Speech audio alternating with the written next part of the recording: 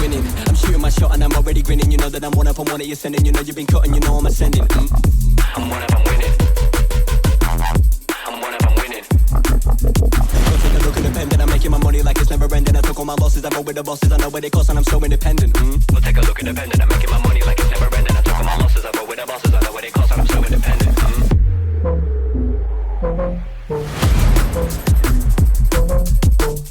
I'm one up, I'm winning. I'm one up, I'm winning.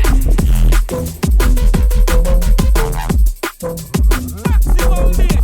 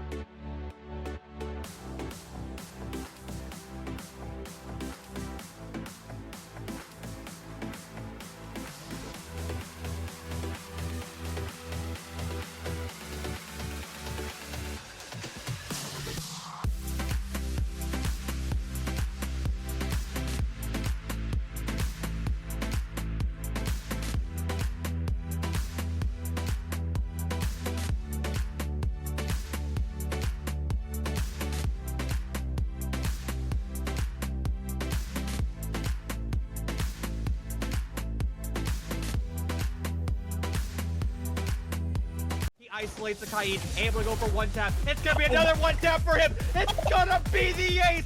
Flies, he gets owned. He gets two. Are you kidding? They know it is! Sentry through the wall! But they keep beating him 1v1s. He almost finds all five. That's what. I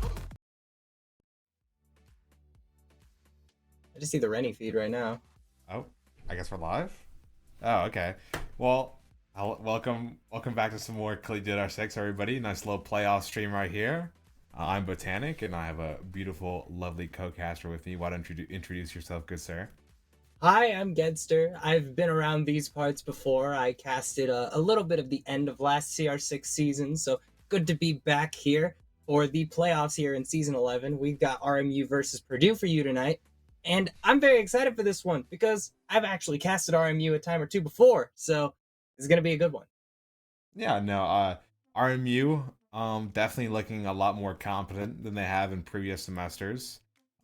They do come off a LAN win about 2 weeks ago, Battle for PA, hosted That's why at I casted them. Lackawanna College. Yeah, nice to know that they actually come in with some results. They're looking pretty strong, and they're up against Purdue Fort Wayne, who kind of at the opposite of the spectrum are looking a little bit weaker compared to themselves last semester. Obviously, you have people like Fragged who no longer go to Purdue Fort Wayne, and it's Ions holding on the fort along with Glugnug. And I love Ions, I love Glugnug. I choose to believe in the boys, but will hype moments and aura be able to topple actual consistency this semester? It's a very good question, and I mean, it's as you said, Battle for PA, RMU. They managed to lift the trophy at the end of that one. That was a really fun tournament to be able to cover, and I'm excited to see if they can carry that momentum forward here. Obviously, they have a lot of competition to get through here in these playoffs, but they're capable. They are absolutely capable, and they've shown so in the past. So I think we're going to be taking a look at these rosters right next up. So pretty quickly here, indeed, RMU, it's going to be Faith, Zen, Buffalo, Durdock, and Bones. A bunch of talented individuals on this roster. Very excited to see them play again. Yeah, no, absolutely. And on the side of Purdue Fort Wayne, we have some very, very lovely faces as well. It's everybody's favorite T2 whiz kid. It's Ions. It's the Lion in the form of Glugnug. You have Dread, Man, and OX Man. Of course. Very excited to see these two teams clash here tonight.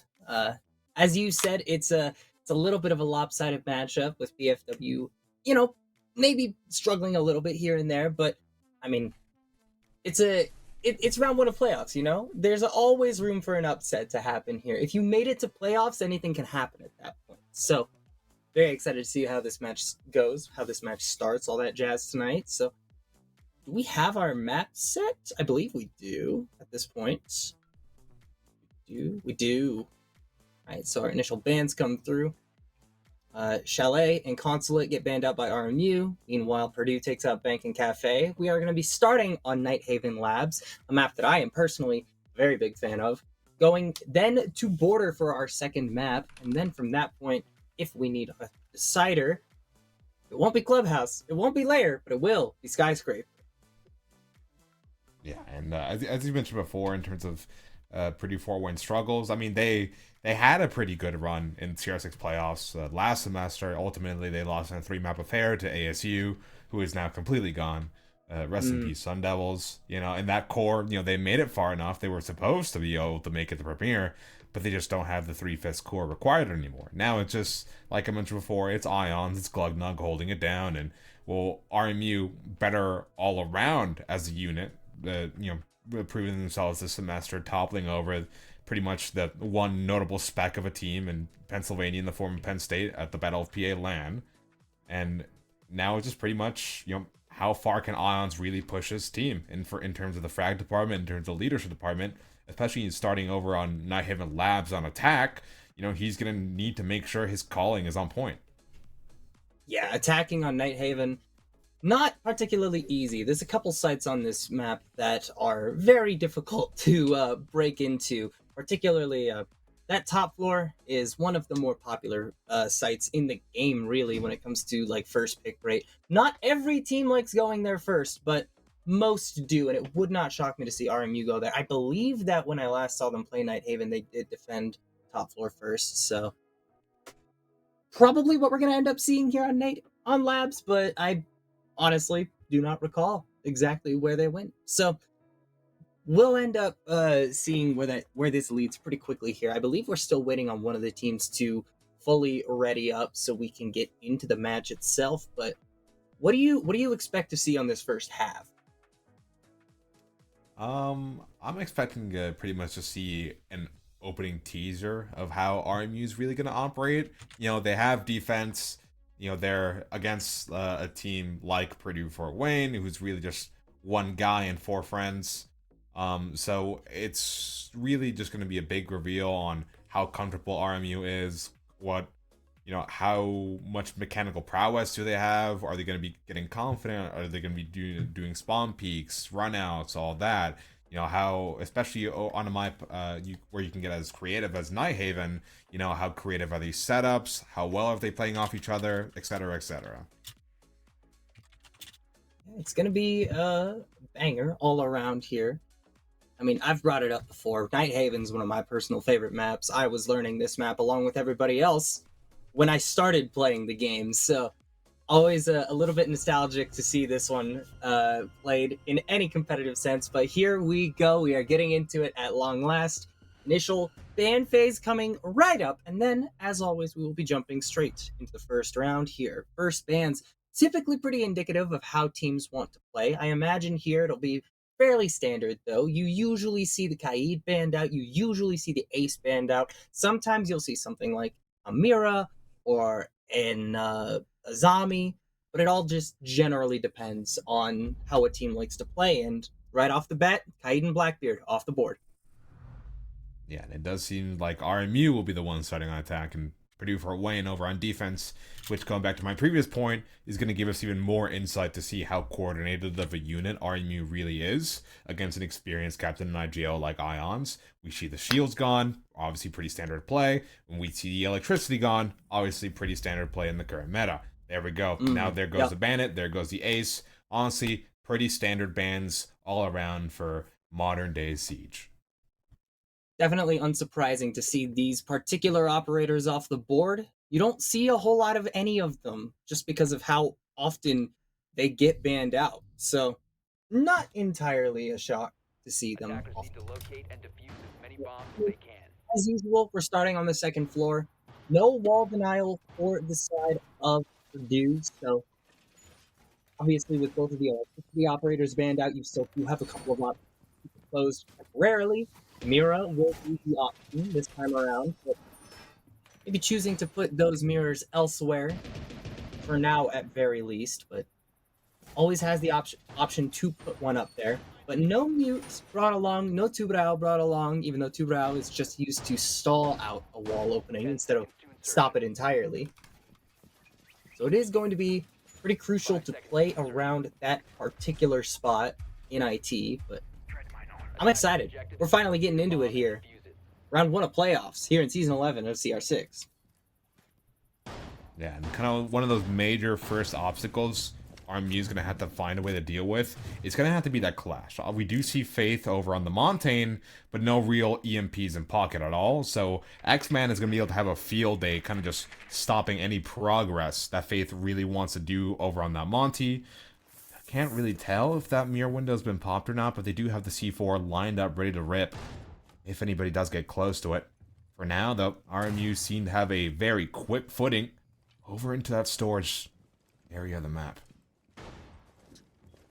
Still looks... maybe it has... Nope, still closed. Not anymore, though. It has been opened at range by this Zofia, so just ensuring that they have a sightline into IT, but nothing quite able to completely firmly deny that space here. I do like this angle that they're taking from the top of Warehouse, just to ensure that nobody can get in particularly easily. There's a whole lot of layers of defense here for the side of Purdue, but losing out on that first one very quickly as the Mira goes down. Davis not going to be a factor in the remainder of the round. I mean, I like like I said, I like this spot from the Azami, but now there's so much more pressure on her to be able to hold this space. But losing out on Ion and Glug, and with X-Men down, it's just a 1 versus 5. That's a fast execute from the side of RMU. They're feeling pretty good here. They should just be able to close this out. Flawless round here in the first go on Nighthaven Labs. I wouldn't even call out an execute relay. I feel like 5 people just died individually. I'm surprised Ions is losing his life so early, especially I don't even think I saw a single one of his smokes fly. Yeah, I mean, pretty much just handed that one to RMU over on a silver platter. It does seem like they will be opting to repeat that top floor. Might be a similar setup. We do see the inclusion of the Valkyrie now being brought, so maybe some C4 play to be had. We did see Faith try and walk it down a lot over on that top floor. Even he's surprised at how easy that was. Sure, Ion's just trying to make sure he can corral his men together, make sure they can try and stretch as much of an advantage as possible for this opening defending half, make it as comfortable as possible on attack, because my god, it's going to have to be comfortable on attack. A quick shout out before we get into the second round to our good friend Sino, who would have been here tonight had he not poured his heart out in a previous commentary block and ruined his voice. I'm happy to be here to cover for you, man. Hopefully your voice feels better soon, because we miss you already. But you know what we aren't missing? Good siege gameplay. RMU already on fire, and they're going to be looking to attack the second floor once again. I think almost 1-for-1 setup right here for the side of PFW. The only thing I don't see from the previous round is that Fenrir, instead going over to the Valkyrie. But other than that, I mean, it looks extremely similar coming out from the side of RMU. Not a whole lot of changes being made here. So, feeling pretty confident in their previous strategy is both teams. Very curious to see how this plays out for everyone involved. Yeah, and kind of the main person I'm looking at right now is Zen over on the Buck. Once again, just allowed to run in from bottom floor over to storage uncontested. No real roam game here from Purdue for Wayne, but at least Ion's able to get the opener, and he has a pretty good idea of where Zen is right now, but it's a matter of who sees who first. Right now, just holding the angle steady. Zen is going to chill off it for now, doing a little bit of drone work. We do sit at Purdue Fort Wayne with the man advantage. Faith now opting to rotate towards Aqua side. He's going to meet face to face with X-Man. Surely the calm soon. Maybe even rotating Ions with those smokes in pocket. Yeah, this interaction feels familiar. Two shields facing off against each other near the top of the stairs over in the CC hallway general area, but 4 versus 3 now. 4 versus 2 if we're counting Glug being down on the ground and eventually finished off. RMU once again in an advantageous position despite losing out on the first player in this round.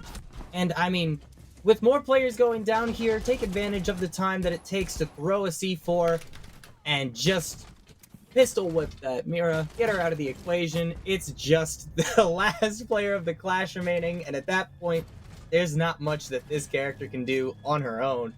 It does eventually go down to an overwhelming amount of melee attacks. RMU now going up 2-0 here. Yeah, I mean, definitely a lot more of a solid attempt from Purdue for Wayne this time round on the top floor. They ought to cut their losses here and try assembly tank. Now, they were contesting RMU pretty well in the early stages of the round, but once again, one person dies and suddenly the floodgates open. You know, first you lose Glug, then Ions dies, and well, now the entire site has been flooded. I'm not really sure what's going on here if Purdue for Wayne is just not able to play off each other properly. It's been tough for them so far, and I mean, I think it's just going to get a little bit tougher here because we've seen that Zen likes to play these soft breach operators. Already we've seen the Buck on board, but now we see them going over onto the Ram, and you know, Ram a lot better when they're playing on a site that you can use those boogies to open up the area above the site and force so many normally relatively safe positions to being completely and utterly unplayable for the side of Purdue. So not going to be particularly easy for the defenders here, especially considering you're playing against RMU, who are already on fire. They're also playing a lot of operators that make your life very difficult, especially Bones on this Deimos. That is going to make Ion's life, in particular, extremely scary. And after seeing one of the track stingers of all time, you see Definitely a track. Yeah, we do see RMU start to pace their way into the building. At the very least, some roam game here. Ion seeing the RMU strategy, opting to switch over to that Solus instead of the smoke, able to contest top floor a little bit better. Glug we do see as well, kind of setting up some mute jammers for himself or by that storage area. Ions has been droned out, but Glug able to hold his own, keep that middle floor secure for now. Ion's almost spammed down. We see in the X-ray, he has multiple people hunting him, but at the same time, Glug on the chopping block as well, potentially. Gunfight ensues over by top rafters, though Ion's still able to keep himself safe. Not for long, though. The foot has been spotted. Oh! Oh, what a good shot there. But eventually, players will get found out. Zen does eventually find Ion hiding in the corner of the room. I mean, the Solus was able to hold down that position for so long. Really well played to Ion. But end of the day, it's potentially still not enough. You do have X-Man playing upstairs on this clash, and I do like that position from this character in particular, because this one approach now becomes significantly more difficult to get downstairs. The real option at this point is to open up the hatch, but I mean, you've lost out on a whole lot of your ability to do that. In fact, most of it. There is still a can opener in the hands of Faith, and that is what will be expended, but dropping down into Animus is a very dangerous game, and one that it kind of looks like RMU is not willing to 100% commit to, as Faith rotates back over towards delivery and will eventually be forced to take a gunfight, but Anani able to take that one away. As Valkyrie standing firm. Now it's a 2 versus 3. Plant is going down. It does look like it might be able to go all the way down. It does, in fact, as Buffalo it manages to secure it. 40 seconds now remaining for this 2 versus 2. Clash still on the board, so it's not going to be particularly easy for the Valkyrie to do it, but I mean, just, you can't let that happen! You can't! The moment the clash goes down, it becomes near impossible for the 1v2 to happen! And that's a third consecutive attacking round for RMU. I mean, just an utter disaster from the side of Purdue for Wayne. I think they still had 2 C4s in pocket, and they both flew God knows where. Definitely not the plant spot. I think they were just throwing that stuff for fun at that point. Then you have the Clash just face stuffing their opponent. Like, you're not even doing damage anymore with the electricity. That's not how it works. It's just an easy melee hit and an absolute mag dump into the legs. Purdue Fort Wayne, I mean, just an absolute stumble. And what should have been a first round for them. I mean, it very well could have been a successful defensive round there, but slight misstep from X-Man. Just steps a little bit too far forward, and suddenly you leave your Valkyrie in an impossible situation. You hate to see it, but it does just happen sometimes in Rainbow Six. This time around, they are going to be going back to that second floor site, hoping that slight adjustments will be enough to get them back in there. But I mean, fundamentally speaking, this is going to be nearly the exact same strategy for Purdue Fort Worth defending. The difference is that they don't have the Mira anymore, so there's extremely limited ways of holding onto that wall, and it looks like they're really not going to do much with it. Keeping a hold of that Azami is big because they can still hold the top of Warehouse, but other than that, it becomes a slightly more difficult task. Yeah, and once again, do you see Zen just able to run in for free, get so much free real estate up this EXO area. Surely at some point, Fort Wayne need to catch on as they kind of ping-pong back and forth between top floor and bottom floor. I mean, the clash being brought once again, and I think RMU just not even looking to ban it because of just how not effective it is. Ion's trying to change the dial on this one, but unfortunately just gets shot down, and Zen able to go 8 kills, 0 deaths so far. I think 2 assists as well. And it's not looking too great.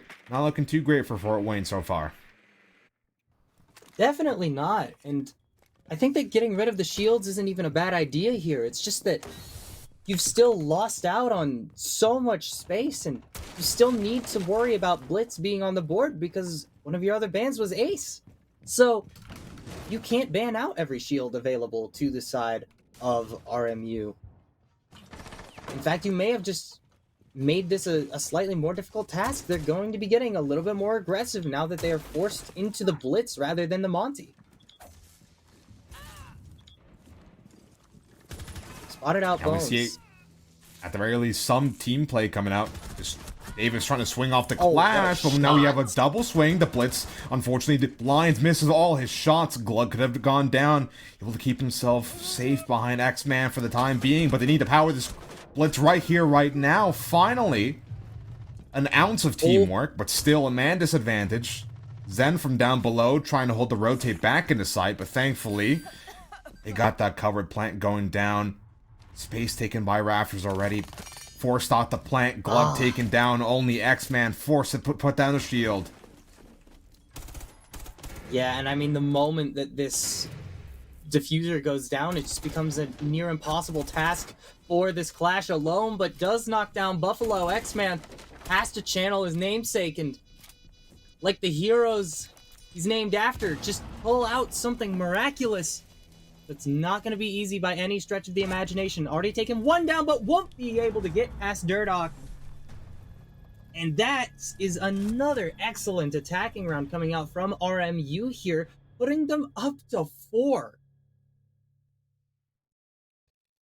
Yeah, I mean, what can you really say other than, I mean, RMU have Purdue Fort Wayne in their pocket right now. Just uncontested on every front. I mean, Zen, once again, I'll mention, just able to walk up Exo every time for free, do the exact same set of vert every time for free. I mean, Ion's tried to contest, but unfortunately, I mean, he just lost the one. We do see later in the round Purdue Fort Wayne trying to play off that clash and somewhat successful. It would power off that Blitz, it would power off the Zoe, but unfortunately, just leaving a huge gap in the bomb side that RMU is able to take advantage of. Very, very solid attacking gameplay that we're seeing so far from RMU. They just do not look stoppable right now. They don't. There's not really any other way to put it. Purdue just don't have an answer thus far. They're headed back to the basement, a site that did not work for them last time, despite getting an early pick. And I mean, we're seeing, again, this is the exact same composition of operators that we saw in that previous round. RMU are so comfortable in this matchup that they don't feel the need to mix it up at all.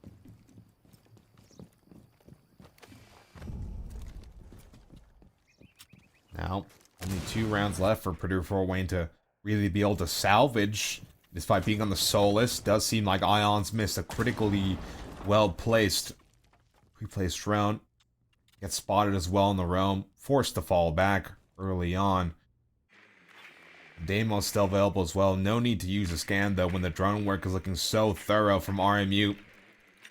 They're looking to prove that they actually mean business this semester. They're looking to see if they can take this game flawless even. You see at least a small foothold over by that storage area. But even despite the jammers, so much information being obtained by RMU right now.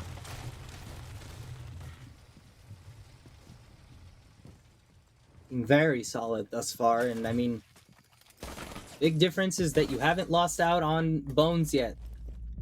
Also, slight potential misdroning here coming out from the side of RMU, although I'm not sure if it matters that much. They seem to just be aware of the fact that they're gonna get spotted out by this Deimos.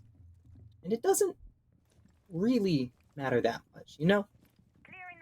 Being able to get intel from that operator is so huge. Obviously, only he can see the real-time pings, but he is well able to calm to his teammates where the enemy he is tracking is, and I mean, he's done a pretty good job of it so far, but in this round, Davis is the first to find a pick onto Faith, and that's going to be a whole lot of utility gone with your striker out of the equation. But Ion goes down as well, so 1-for-1 trade here.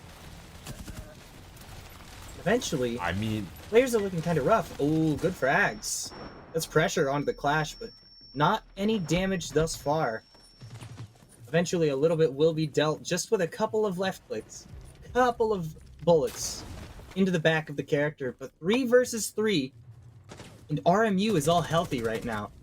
Oh, a great pick onto the feet of Davis, completely taking the Warden out of the equation, but it's still 2 full health characters up against 2 who have been injured, ranging from significant damage to just a little bit. But damage doesn't really matter, because in this game, TTK is so fast that you will just go down in the blink of an eye sometimes.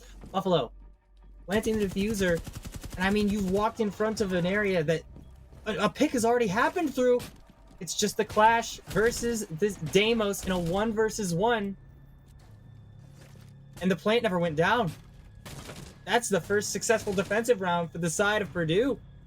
I genuinely thought the plant went down. I completely missed the fact that the kill canceled out that defusal attempt. So, Purdue finally able to put one on the board here. we did see, unfortunately, not able to watch the cross properly. Deimos did secure a kill over on Glugnug earlier, over by those footholds. But unfortunately, the tracking just not really good enough to take care of X-Man. He's able to take care of that planter last second, and finally, him picking Clash does something. Able to keep himself alive until the very last moment of the round. Purdue Fort Wayne able to salvage 1. Ideally looking for 2 at this point. Looks really good so far. For the side of RMU, just one little hiccup in the midst of their attacking rounds being successful, and now Purdue, they've given themselves a lifeline here, going to the top floor once again, not seeing any first floor shenanigans during this half of the game, as is somewhat to be expected, but every so often you'll see a team go onto that first floor. Not gonna happen this time around, though.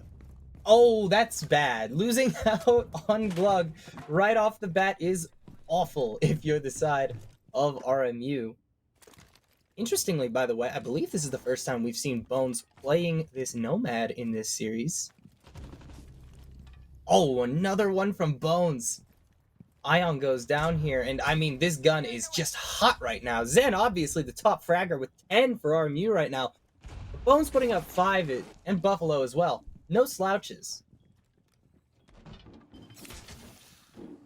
Air jab in.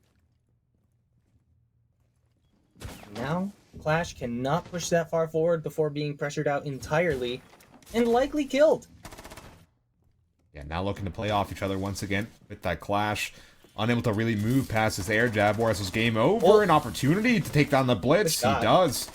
Davis walking away with at least a scrap of profit here. Still sitting at a man disadvantage, and unfortunately down, I believe it's the vert from Zen. Once again able to just go crazy, but the Valkyrie from down below, killer flank. Oh, Unfortunately, it's flanks on flanks still. Zen alive, and yep. Purdue Fort Wayne down 5-1 at the half. Shout out to the Kickstart charm, by the way. RIP legend. 5-1 half for RMU. Going over to the defensive side. And I mean, obviously not ideal if you're Purdue. Losing 5 rounds is not great. But it could have been 6.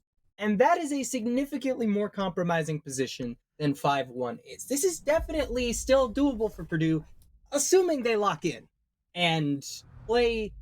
I would argue they would need to play a little bit better than what they've been putting up so far.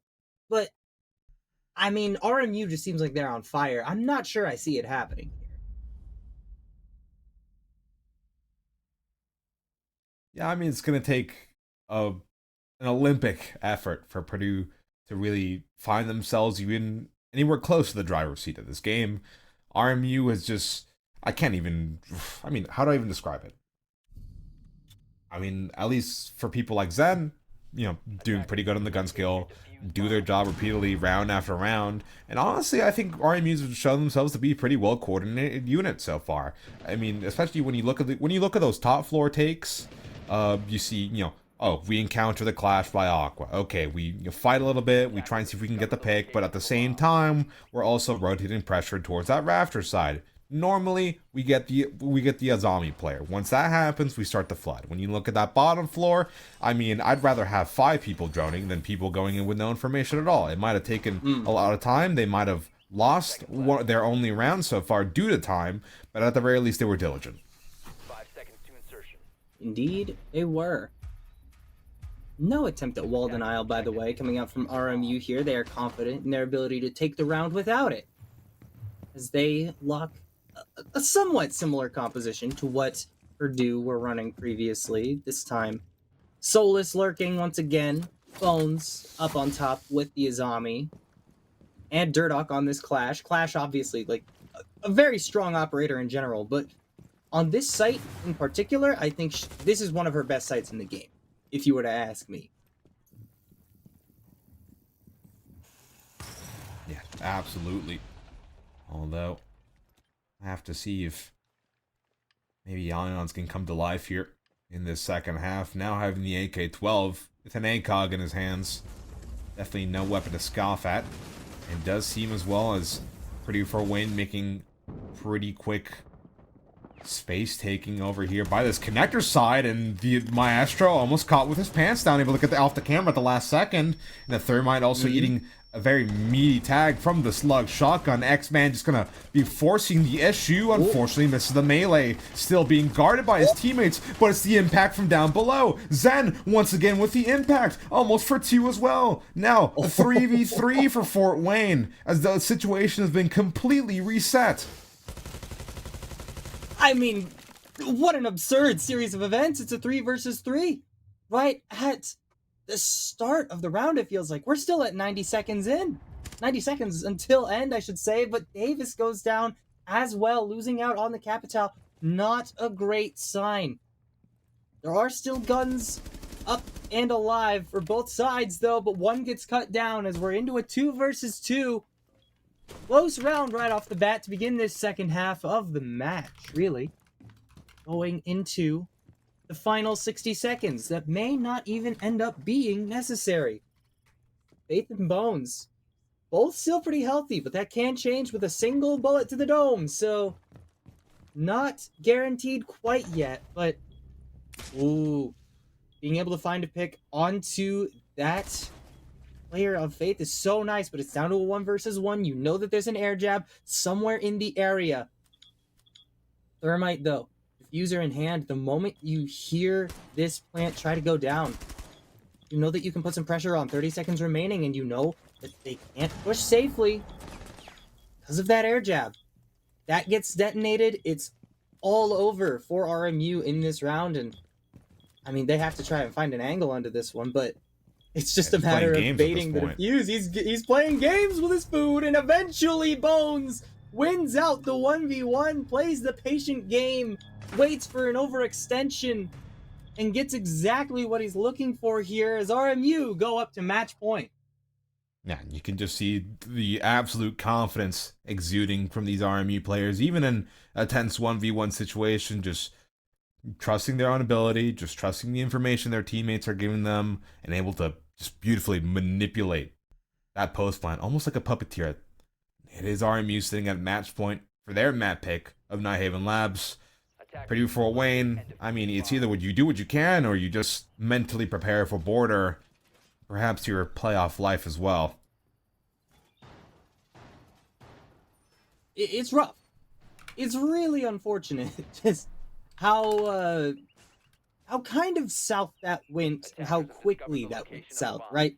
Bones able to win out a 1v2 there is absolutely massive for the side of RMU, but should that have happened in the first place for Purdue? I mean, with the air jab on that door, it kind of seemed like the plant was at least relatively safe behind the pillar. But all things considered, we are going into potentially the final round here on Nighthaven Labs. Defensive site selection will favor the basement. I mean, we're seeing a couple of operator picks that are very typical of the map. I mean, we continue to see Solus, this character, ever since the recent buff, has been significantly more relevant than she used to be.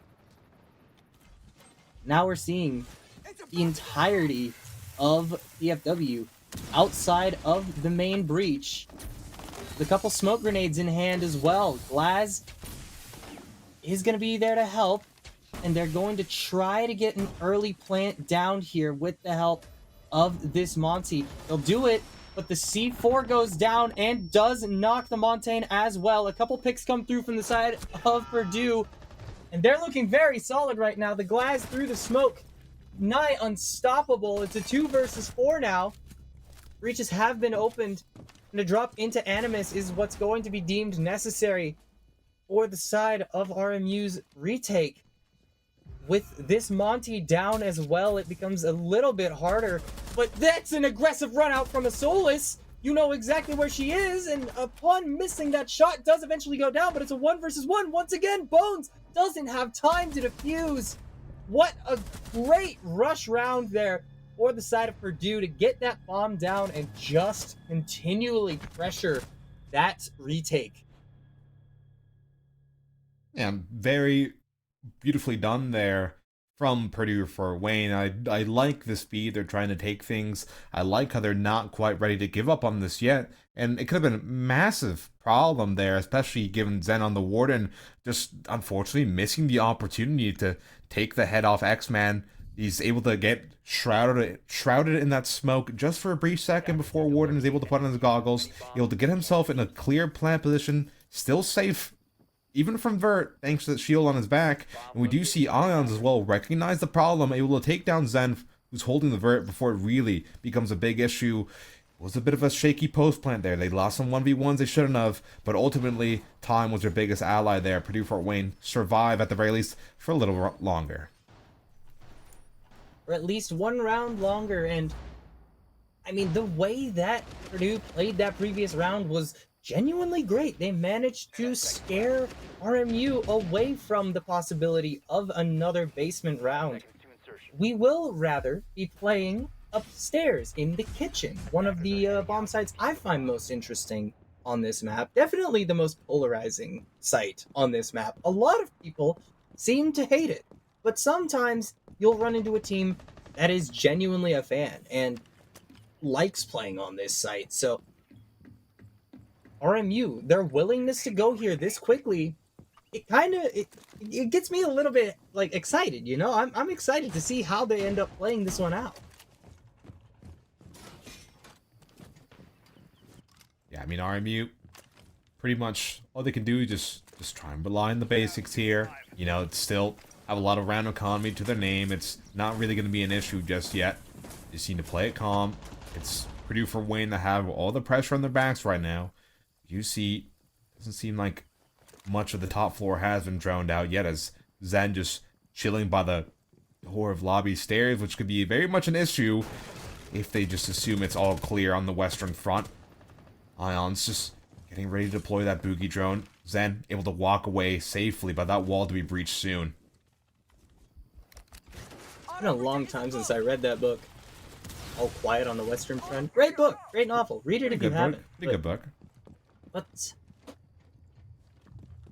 end of the day, it's a matter of getting in on this one. And they opened the hatch earlier with one of X-Men's can opener. What a shot from Buffalo. Oh my god. That's gross.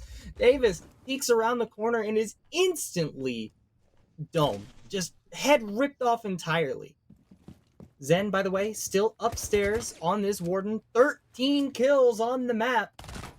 We're only in round number 9. Make it 14. The Thermite just completely unable to get in on this player. Minute remaining in the round and 2 players down for Purdue. Not a whole lot of way into this one, but with this angle open, you know exactly where the Monty is. You've got a pretty good idea, I would imagine, of where the last 2 are. Oh yeah. Zen 100% knows at this point that he's facing off against Glug, but also facing off against Ion, but wins the 1v2. Unreal stuff coming up from the Warden player of RMU. Manages to find another to wrap up the map in a flawless round. Beautiful play coming out from this player. I just can't believe anything I've just seen. Zen, how did you do any of that? I mean, truly just, you know, it seems like this match was just going to be Ions versus Zen. And it seems like Zen has definitely a lot less to worry about than Ions in terms of the rest of their teammates surrounding him, able to just comfortably float every single round on attack, able to just have a drone on his feet as he just walks up EXO. Every single round on defense, able to make sure all his major entry points are being watched, able to make sure his teammates are going to hit the shots they need to hit. I mean, we absolutely got to see how Davis got pretty much destroyed as soon as that shield went down. RMU, like I mentioned before, seemingly just a better unit all around than Purdue Fort Wayne, and it showed. Then again, this is their map pick. We do move on to Purdue Fort Wayne's map pick of Border, but before we cut to a break, I mean, any thoughts from you, Getster? I mean, that just seemed very solid all around for the side of RMU. They look like the same team that just won Battle for PA a few weeks ago, and I mean, they look good here. I expect a pretty similar performance on Border, but who knows? Could go the other way, so don't go anywhere. Map 2 of Border coming right up.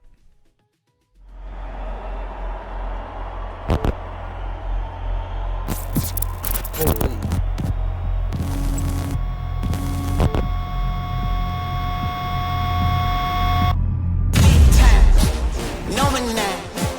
Diamonds in my teeth, I got a lot of shine. Running up the number, that's a lot of crime. Try to take it from me, must be out your mind. Big time,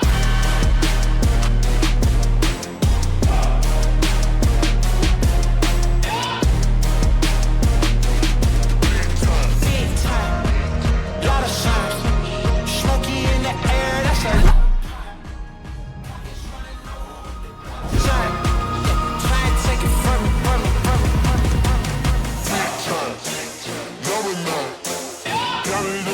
I got a lot of shine. I just wanna know who with the dollar sign. Try and take it from me. Take it from me.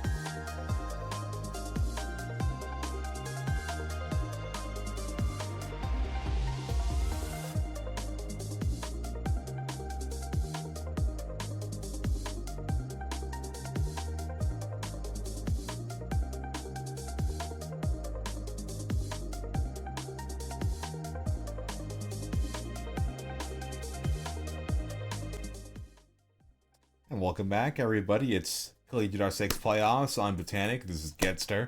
And Purdue for Wayne. Not really having the best of times right now. Unfortunately, losing map 1. It was RMU's map pick, but they did ultimately end up losing it 7-2, I believe. Yes. Now we move on to Border. Much smaller map, much more condensed map. And kind of the main issue I was seeing, I don't know if you saw it too, Getster, is Purdue Fort Wayne kind of getting scattered everywhere, both on defense and attack. Map was a little bit too big for their own good. Thoughts? Yeah, I can definitely see how that might have been a problem.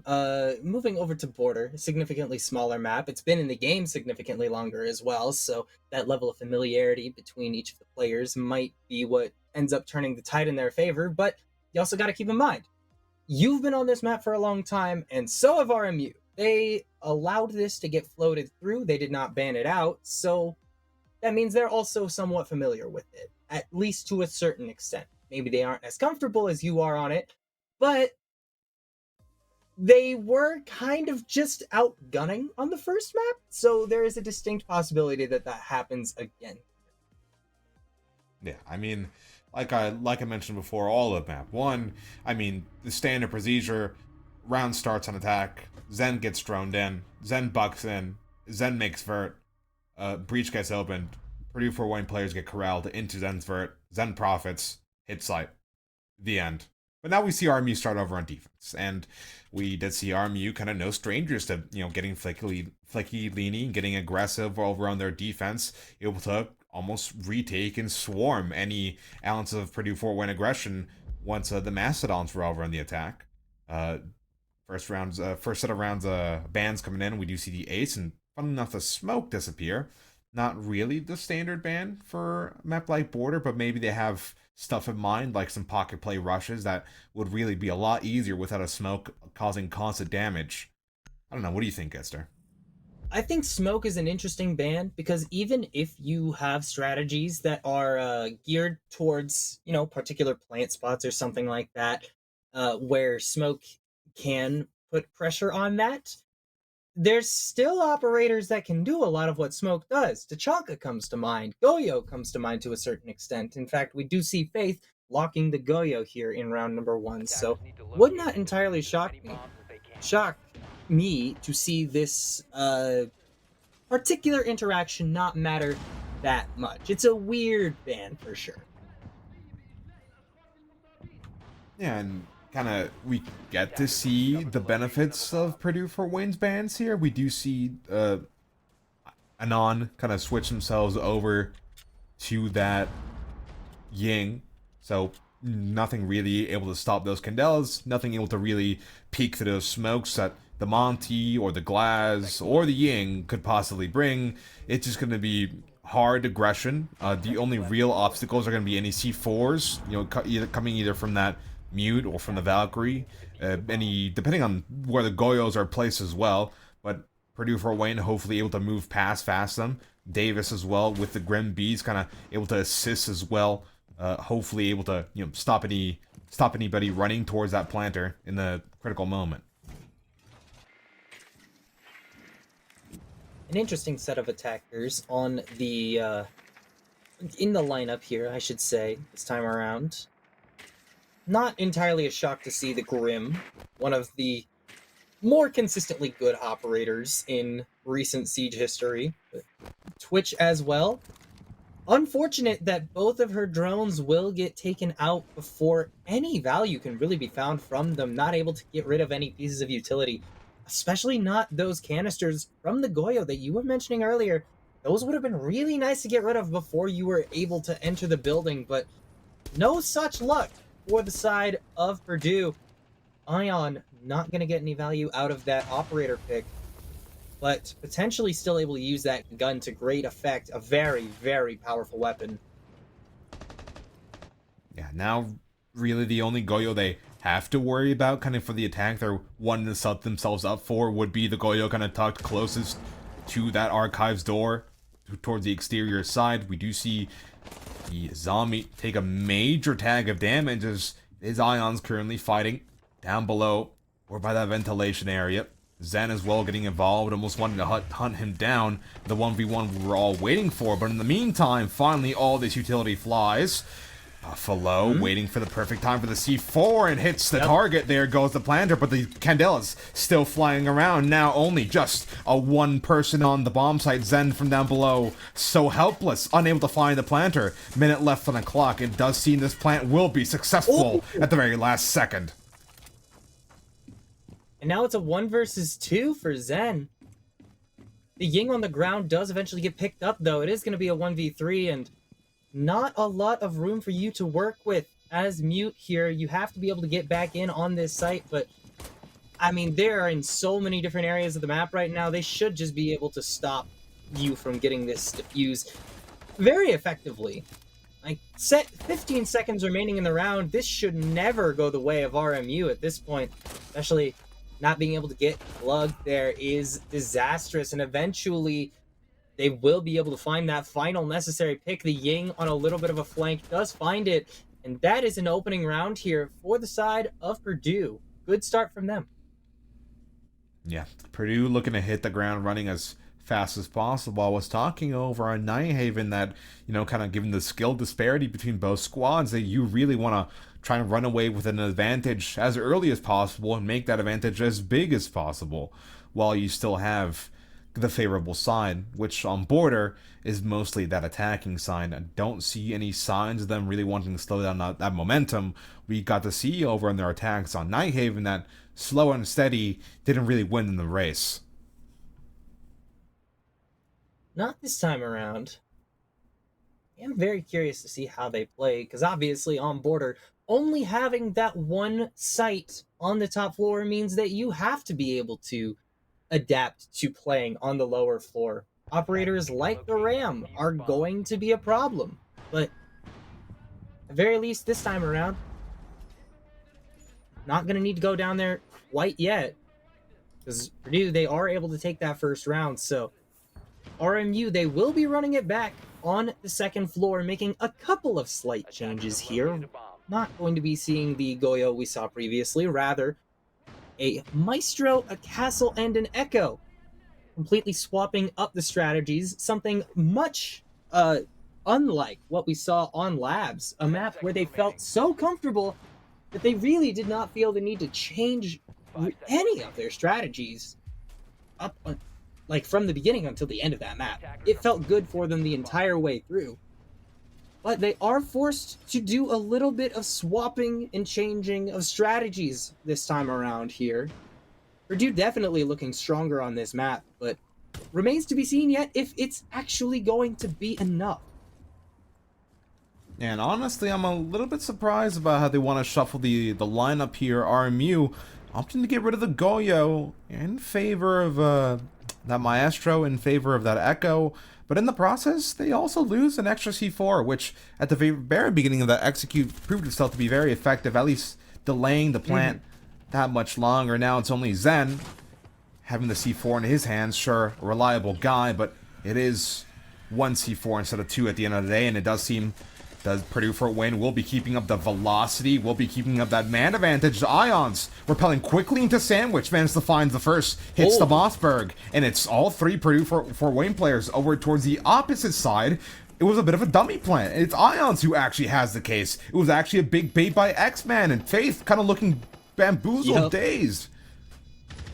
Dazed and confused. So say the words of a much more famous esports play than this one, but there won't be a sniper flicking several heads in this clip, as eventually Ion, with shotgun in hand, will be able to close this one out extremely quickly. I mean, and it's as you said, planting in a very unconventional spot. The Echo drone went up to try and stop the diffuser from going down, but the moment it hit the ceiling, there was nobody there. Nobody planting. It was just in a completely different area, and this is the sign for RMU to start defending elsewhere. They will opt for bathroom tellers in this round number 3. Yeah, and it's at that point where you can really see Ions' experience in Tier 2, his experience across his entire collegiate career as well combined, really start to shine on his own map pick. That was him conditioning RMU from that very first round to expect the Archives plant. Then you bring out the Monty, you bring out the Candelas once again as well. All that pressure towards the Archives side, the diffuser is actually going towards Armory. A very effective bait and switch there from Purdue. They have already put up the same number of rounds that they put up for the entire duration of Nighthaven Labs, and we're only 2 rounds in, so already more competitive than what we saw in the first map. Huge kudos to them, particularly Glug, who, by the way, hasn't died yet. 4 kills, 0 deaths in the first 2 rounds. Extremely solid play coming out from this, currently on Glaz, but previously on a couple of other operators, I believe. This time, as I said, Bathroom Tellers is going to be the site selection here. Forgot my words for a moment, but we got there eventually. A very similar strategy, though, it appears, coming out from Purdue. Very aggressive with the shield, with the Glaz. This potential smoke plant could go down here. But with 2 players going down early, the Diffuser's down way too far into the site to recover effectively, and that is a 5 versus 2 in the blink of an eye. This time, a failed attempt at being able to get in quickly. And I think a lot of it hinged on the fact that I think X-Man was trying to dislodge a potential C4 operator from their position, but failed in that mission. And now it comes a nigh impossible task for the remaining members of Purdue Fort Worth. Yeah, not every rush was created equal, and we got to see it right then and there. It is only Davis and Glug left to press the issue now. Zen, he did have a beautiful opener against Ions. Not sure if it was a wallbang or not. Kind of seemed like it was, from given the position of where Ions died, and at this point the rest of the round is just formality. Glug dies alone over by that Archives side, and now Davis ultimately just kind of baiting a little bit, just kind of trying to stat pad. Only a minute left on the clock. Really nothing else you can really do in a 5 versus 1 other than just talk about it. At least wants to go for 1 or 2 frags, though, stat padding a little bit, but there is always the possibility that you just go down very early here. But does manage to find Buffalo, potentially also able to find this player on the other side of the wall. I'm not sure who it is. Oh my god! Hacking? Pissed. Question mark? I'm pissed if I'm Durdock. 37 seconds left, though. I mean, pretty much everybody on RMU just kind of try and play a little bit more sentient. Not really forfeit any more bodies at this point.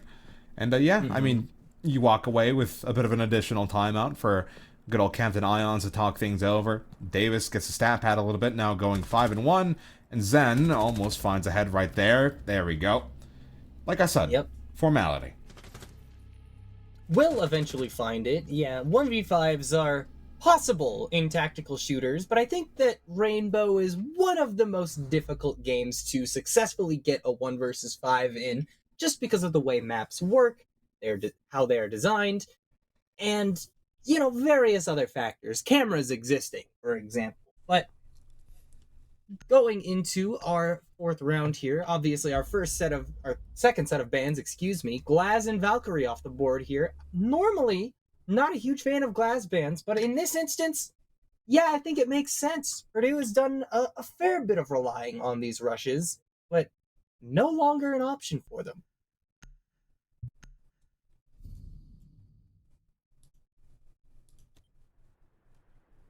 Defenders, protect your bombs from being defused by attackers. Yeah, kind of wasn't even really that Valkyrie specifically giving them any issues. It's just more so it was a frequent operator that was brought that happened to have the C4 that was causing trouble. Don't even really think with the velocity Purdue Fort Wayne was moving at, the information from the Valkyrie cams was really providing anything.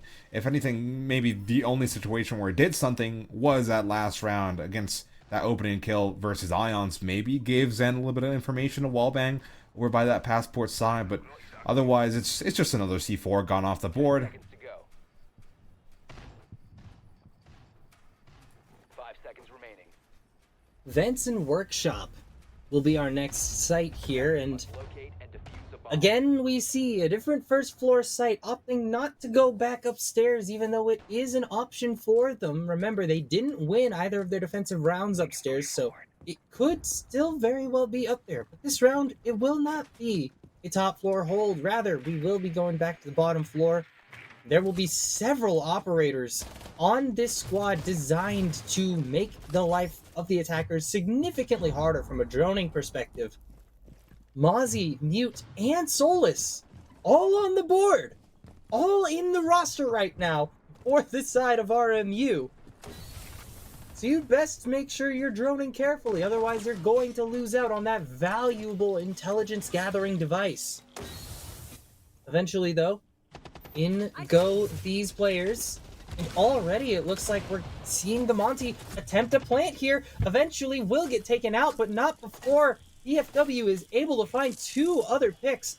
They do have the exact location of this diffuser though, so denying this plant won't be impossible, but there is still pressure coming into the top floor here from operators like this Grim, who are trying to lock down the exact locations of the defenders currently upstairs. I don't We did get to see as well. We did get to see as well.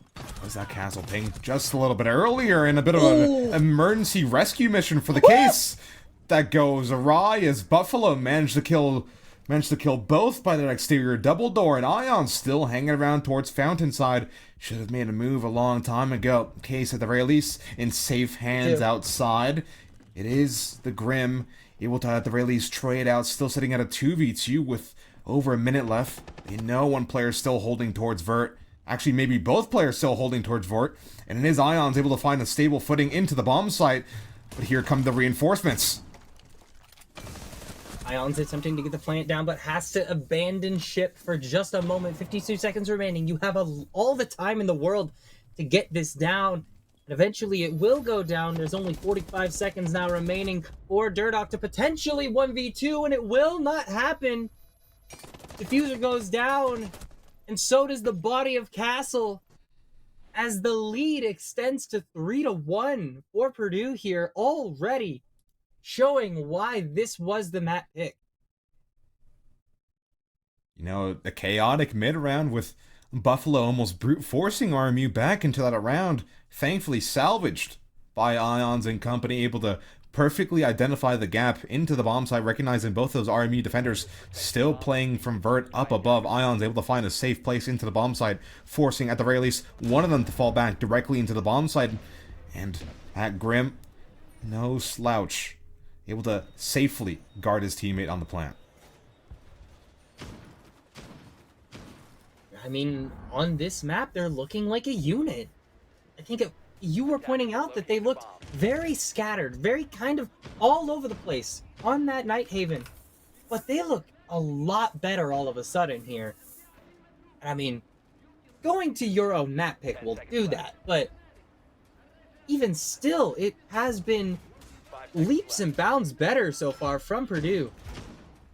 Definitely looking better so far, and definitely feeling good here. You'll also have to remember, RMU started on defense on the first map too, so that is a half that they are comfortable playing, but moving over to this very different map, so far it just has not been nearly as successful.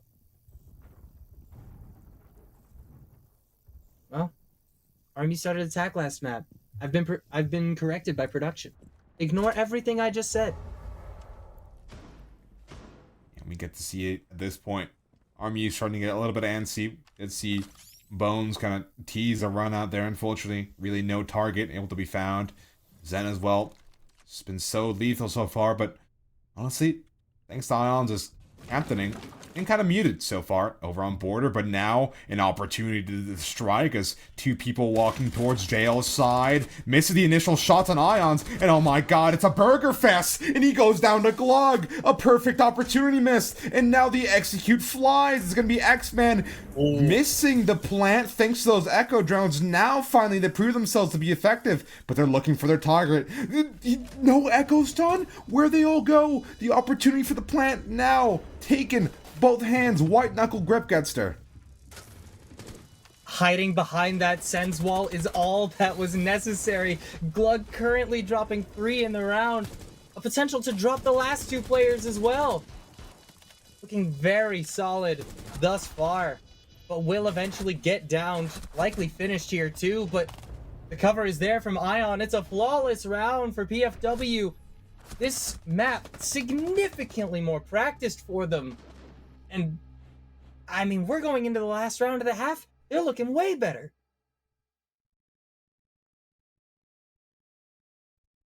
Yeah, I mean, this is just a complete turning of the tables, Gitster. I mean, Purdue Fort Wayne now resurging alive, finally a spark, a pulse in them. And they're pretty much running away with Border in almost thievish fashion.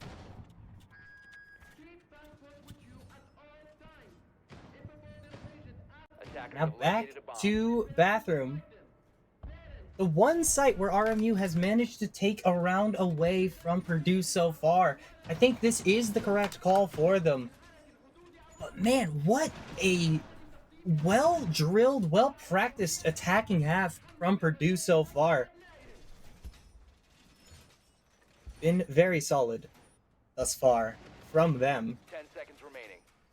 I mean, it kind of seems like we're going to see a somewhat similar strategy coming from them this time around. That Finka tells me they want to play this very aggressively.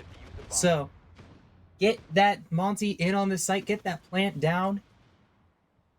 Gorgeous stuff coming out from them so far, and I kind of expect a very similar round here from them, just from the way that they have picked their operators in this round. Yeah, I mean, now at this point, we see very noticeable absence of the Ying. Still, X-Man opting to play those shields, now proving himself to be almost a master of the craft, contrary to his performance over on Nighthaven Labs. And Purdue Fort Wayne opting to take the slow road this time around. Does seem like they just want to slowly peel bits and pieces of map control. And RMU, you know, at least from what we can see on the X-ray, kind of playing split part. Kind of giving Purdue all the space they need, almost being conditioned into waiting any second for a sudden execute. There's that Finka boost. Players walking in onto the site, and Durdock already goes down. Smoke grenades down to cover the plant. Once again, these strategies continue to be the same every time, and they continue to work as the plant goes down once again. 2 players remaining for RMU. Make it 1. Is this going to be another flawless to finish the half? It will be. Gorgeous final round here, not making the same mistakes that they did last time RMU selected this particular site. Roll swap inbound. First half, a mirror of what we saw, but this time the image is reversed. 5-1 Purdue. I mean, Jesus. If Buffalo doesn't answer the Dokkaebi call there, his screen isn't blocked by his phone, and he can actually see X-Man walk into the bomb site and turtle for the plant. I mean, put your phone down, man. Put the phone away. We sound like old people talking to, like, you know, their grandkids at the dinner table. Put the phone down. Have a nice conversation with us. Kaid and Azami off the board for Purdue's defensive half this time around. Meanwhile, Glaz and Ying taken off the board. Both of those operators heavily used in the attacking half for RMU, and they do not want their own weapons to be used against them. So this time around, operators like the Ace are going to remain on board. And it is what we see Durdock locking right off the bat. I do wonder if this is going to end up mattering that much, but X-Man once again going over to another shield operator has proven to be super efficient on all of them that they've been playing so far in this series. Whether it be the Monty, the Clash, doesn't matter. Just has been a consistent thorn in the side of RMU the entire time. And now, Purdue Fort Wayne giving themselves the opportunity to pretty much just run away with this entire game. RMU now getting a taste of their own medicine, pretty much. They lie on the start of their attacking half, now bruised and battered, and seemingly kind of want to take this with a very different philosophy than Purdue did. We don't really see any rush ops other than maybe the blitz, but that's could also be used very slowly, able to slowly chip away at pieces of map control very securely. I'm surprised they're not bringing the Blackbeard though, given it's not banned, but the drone work able to get Bones in very quickly. At the very least, I was about to say Ion's able to return to safety, but suddenly a man advantage for RMU. Yeah, a pretty significant one too. 2 players down right off the bat is definitely not what you want to see if you're the side of Purdue. I mean, you do still have a couple players remaining up. Yeah, you do still have 2 players remaining up now, so definitely workable, especially since you've now gotten rid of Faith. X-Man is off of his shield, gun up. Was able to get Faith out of the equation, but it's going to be hard to get rid of the rest of the players on this squad. Durdock, with the diffuser in hand, will have to be playing pretty safely, but no, does eventually manage to find that Flash player. And just like that, that was a pretty effective attacking round there for RMU. I don't want to say that they're 100% back in it, because a 3-round deficit is still pretty bad, but that felt pretty good for them. Yeah, I mean, that round kind of showed me some shades in Nighthaven where Purdue Fort Wayne defenders just kind of inexplicably die. Just really couldn't tell you what the hell happened there, honestly. Yeah, it happened very quickly in that instance, but end of the day, the result is the same. Attacking round win in round number 1. So, big stuff coming out from RMU, able to take that one away, putting up their second round of the map. Theoretically, this is where PFW could switch some things up here, and it does look like that is what we're seeing. The Bandit is here, the Captain is here. Definitely not the strongest operators in Modern Siege, but you'll see them every now and then for sure. Especially with an operator like Kaid off the board. Bandit, suddenly, popularity shoots up quite a bit.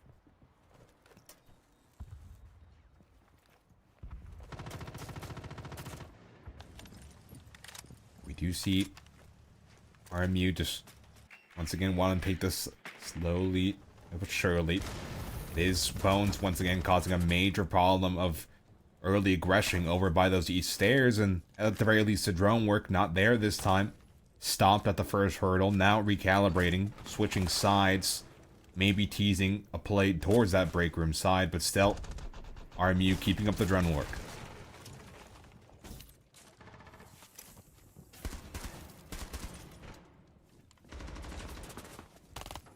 I like the fact that you're in a position where you can like safely shoot off the ace charges. Just ensure that that wall stays closed, that sight line remains safe. And eventually losing out on that, Captain, I should say, was the one in the position to take that out, but a lot of damage dealt to Ion in the process of getting Durdock out of the equation. Davis, though, also finding Zen. 2 gunners for the side of RMU out of the equation, but now 3 versus 3, back on equal footing, but with Ion down, it's potentially not going to stay equal for very long. Davis does go down, so it's an effective 1 versus 3 for the Goyo player, who gets flashed and eventually taken down by Bones, managing to find multiple kills on the Blitz in that round. And that felt like another very lively attack round for the side of RMU. Yeah, I mean, it's pretty much just a bloodbath at the beginning stages of the round. We see trades fly all around. Ion's managing to trade back the Capcan that had died on earlier mezzanine. Unfortunately, getting a little bit too greedy there. Ion's opting to just try and run out, gets caught right before the run out, as it was, I believe Bones, who took the space up by Mezzanine, and the whole round collapses from right there. They all try and res their captain, falling right into the clutches of RMU. The only thing Purdue Fort Wayne really needs to do is learn when and fall back, because they keep fighting when they don't need to. It's been rough so far on this defensive half for them, but I mean, they definitely seem practiced on the attack here. Perhaps they've just been overwhelmed. Perhaps they just didn't expect this level of aggression coming out from RMU. So, Bathroom Tellers is going to be the option this time around, not opting to run it back to the top 4 where they have lost twice in a row. I think this is the correct call for them. Just choosing to go anywhere else, at least for the time being. There is still the possibility that they just get run over again. I mean, Bones has been playing this blitz for both of the attacking rounds that RMU has had so far, and it's worked both times. So, wouldn't entirely shock me if that does end up getting banned in our next round ban phase. But for the side of PFW going downstairs, picking a couple of different operators, we're seeing a Frost, we're seeing Capcan come in again, which I think makes a lot of sense here. Seeing the Fenrir as well, just an all-around great operator. Potential to see some adaptation, potential for that to really matter going into the final stretch of rounds, potentially, in this map. Yeah, and kind of speaking of adaptations, at this point, kind of sitting at the very edge of the next round of operator bans, we see Faith dodge a bullet. But speaking of the adaptations, once again, it's pretty much been the Blitz causing the majority of issues here. Glug able to walk away with his life still intact as well. Lots of close calls so far, but now finally just falling off these stairs, recognizing that the space is taken, and the C4 may be able to get Bones. Not exactly, though. Ion's able to run away with his life as well. Another close call. But Bones, left limping, still not out of the round just yet. It's RMU. Despite so many close calls, they now have top floor control, seemingly. Unless Purdue Fort Wayne wants to try and recontest, which does not seem like they do. Oh, but Davis, playing near the stairs here, might opt to aggress upwards even just a little bit of time, but I mean, getting rid of the bandit is so massive. Davis does opt to go back up the stairs, finds 2. Beautiful shot onto Durdock, but does get punished for his hubris. Knocked down to the ground, but not dead quite yet. I don't think there's a solid chance of being able to pick him up, though. Not gonna be easy at very least, but the Warden of Ion able to stand the ground and take Bones out for at least one more. David does finally get finished off, but there's still a couple players remaining on both teams. Could very well go either way, but X-Man with a gorgeous shot up the hatch will leave Faith in a 1 versus 3. And this Fuse is looking so scared right now, in such a compromising position. Faith himself having struggled a little bit on this map, only dropping 2 kills so far, but a very capable player. Definitely not willing to count this player out quite yet. 40 seconds remaining. Faith being really the only thing RMU have to themselves at this point. Charges will find nothing. Well, as I say, X-Man almost toying around with death at that point, but 25 seconds, RMU just playing things very passive, a sliver of opportunity. Faith, unfortunately, no one's home for that, and you really got to give props to Purdue Fort Wayne there. They recognized they had to retake, and it's not Ions, although he did get active there towards the end, as we do see him take a nice little, I think, 2-3 kills to his name, but it was actually Davis to really push the issue there, finding 2 to his name, and even though he gets downed, it's not confirmed up until like 30-40 seconds later. Just the sheer doubt of him still being alive that causes in the back of RMU's head is massive impact that isn't seen on the scoreboard. Purdue Fort Wayne finally looking like a unit as they arrive on match point. Now we see the last set of bans. Gerster, any predictions? 1 round away from taking us to Skyscraper, a decisive 3rd map, and that'll be an interesting one for sure. Valkyrie and Blitz are indeed the characters that get taken out here. RMU this time will take their time out. on the opposing team's match point. Just a little bit of time to talk things over here, but I mean, if you look at the kill column right now, the side of RMU definitely not putting up the numbers that we know that they're capable of. Zen put up, I believe, 15 on Nighthaven, currently only sitting at 7. I mean, yeah, like I mentioned before, Ions' leadership on border has seemingly just completely snuffed out any flame that Zen had inside of him. Buffalo also matching his kill count, 7-7 as well. The rest of RMU, not really any bright spots to really look at. It's just been the Zen and Buffalo show trying to drag RMU across the finish line of every round. But Purdue Fort Wayne, I mean, like I said, it's not just Ions. A lot of people are getting active. A lot of people are working together. And with the Blitz banned, I'm kind of concerned about what else RMU really has in the toolkit left. Defenders, protect your bombs from being defused by attackers. Vents Workshop for potentially the final battleground of Map 2. Selected by Purdue here. And I don't hate this site selection. I think it's quite good for what they're going for here. Now, the operator that I really want to point out to you here is that Solus from Glug. Obviously, as I've pointed out previously, significantly more prevalent now that she's been buffed in a recent patch. 5 seconds to insertion. But I mean, in the right hands, this character has always been a monster, in my opinion. And Glug, so far, putting up a very good performance here on this map. Only dying 4 times, dropping other players 9. Very, very well played thus far. And now, going into a decisive round here in round number 10. Could potentially be what pushes Purdue over the edge.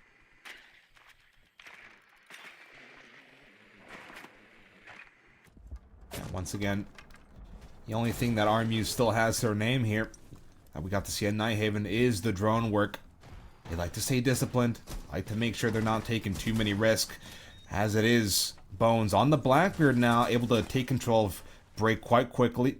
Davis does see the slight tag, able to walk away with most of the HP though. Purdue Fort Wayne now retreating over to that armory side, where there's, I believe, 3 of them able to hold together. Bones now focusing his attention towards that.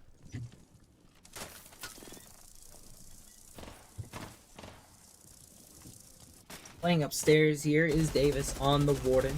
Behind this shield, very typical stuff for operators, able to use the deployable shield, creating a little bit more space for them to play, but extremely typical for an operator like Warden, able to protect himself from items like flashbangs, but not able to protect himself from bullets with the gadget at very least. Goes down to a very, very small amount of HP, but doesn't quite die yet, so that gun is still a factor for the team. Eventually, Zen is the first to fall, surprisingly enough. Davis will be able to find that pick, despite the Grim having that location locked down, and eventually Faith also goes down. The Ram no longer a factor. Finally, Davis does get flushed out of that position. Down as well goes the Fenrir, but Glug playing upstairs, like I pointed out, such an impactful operator to have on the team in a situation like this. Done so much damage already. Ion managing to find another one, and now there's only one player standing between BFW and a map number 3. It's just Buffalo on the gridlock. Nowhere near sight. Diffuser not in hand. 35 seconds remaining to find 2 picks, and Ion knows exactly where they are. We are going all the way to Skyscraper. Yeah, and Ion's just a beautiful performance there, able to captain his team to a 3rd map, to another chance of survival in the CR6 playoffs. But like I mentioned before, it's not just him. Glug got active. I mean, he broke double digits. Pretty sure Davis also broke double digits as well. I mean, very much a well-coordinated team effort all around from the Mastodons. Now putting some real pressure over on RMU. A shut-up performance in response, and now we arrive over in Skyscraper, which may or may not be an equal ground. very well could be the equalizer. Definitionally, it will be the equalizer. One of these teams has to walk away losing, and we will know who that is very shortly after we take another quick break. Don't go anywhere. The thrilling conclusion to our match coming right up.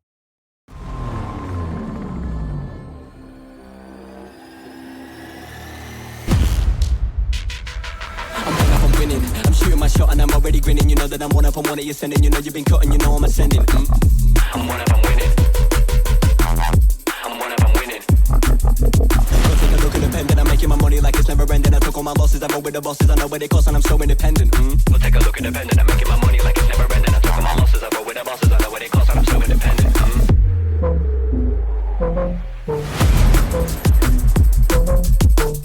I'm one of them winning. I'm one of them winning.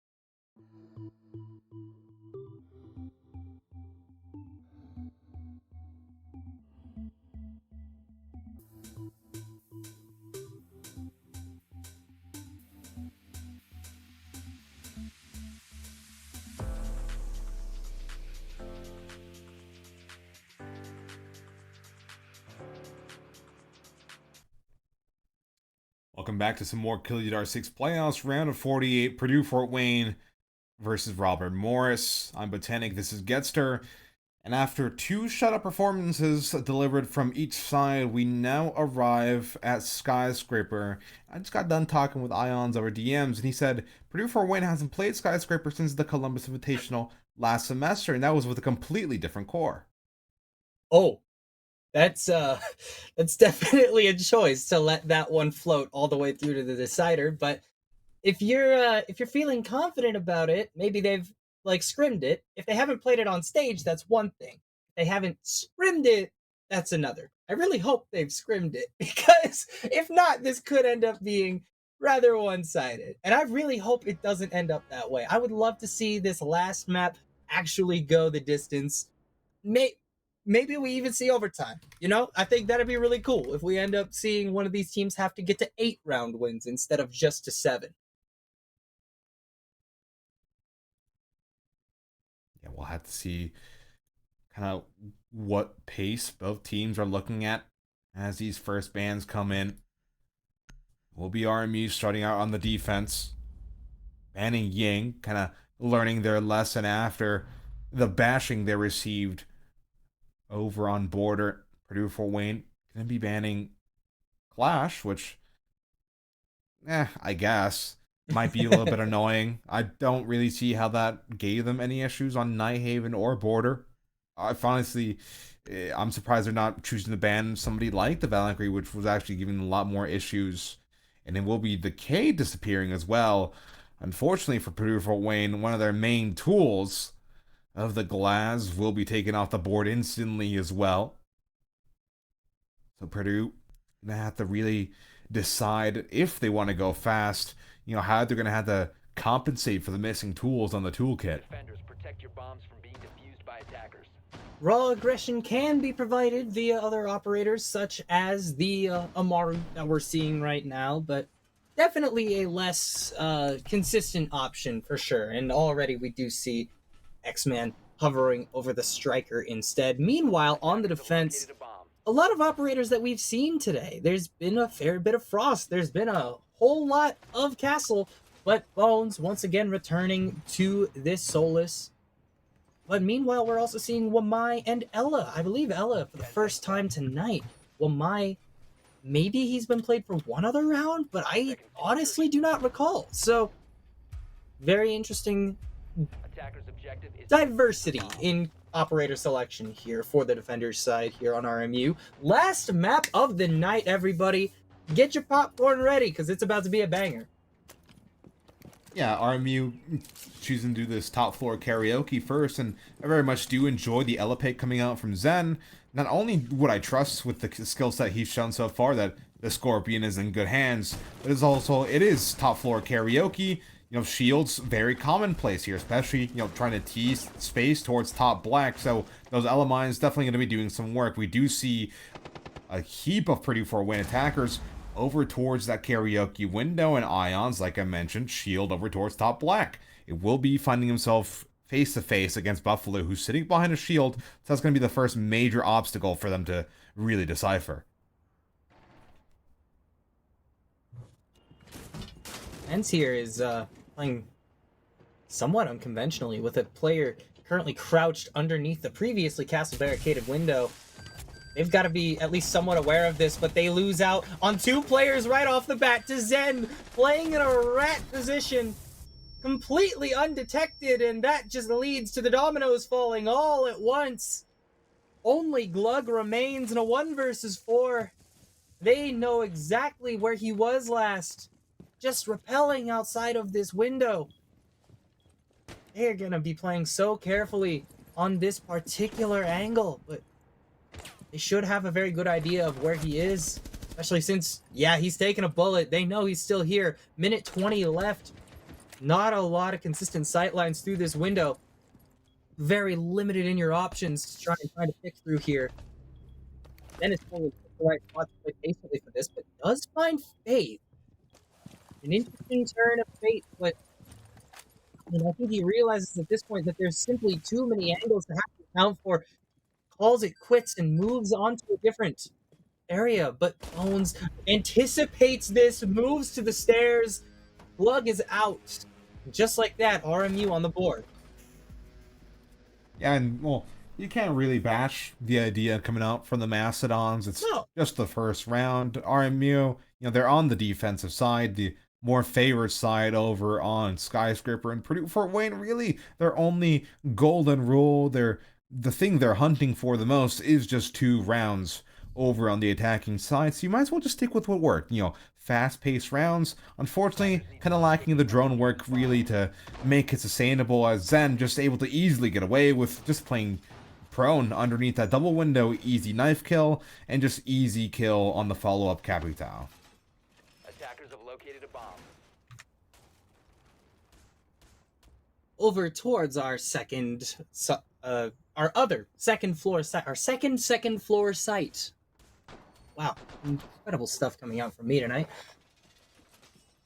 I mean, very unsurprising setup coming out from the side of RMU here. Obviously, with Kaid off the board, you definitely still want that bandit to come along just to play a part in this top floor defense. Being able to electrocute those walls is extremely important, because otherwise, the attackers have a very easy way to get onto the top floor. So,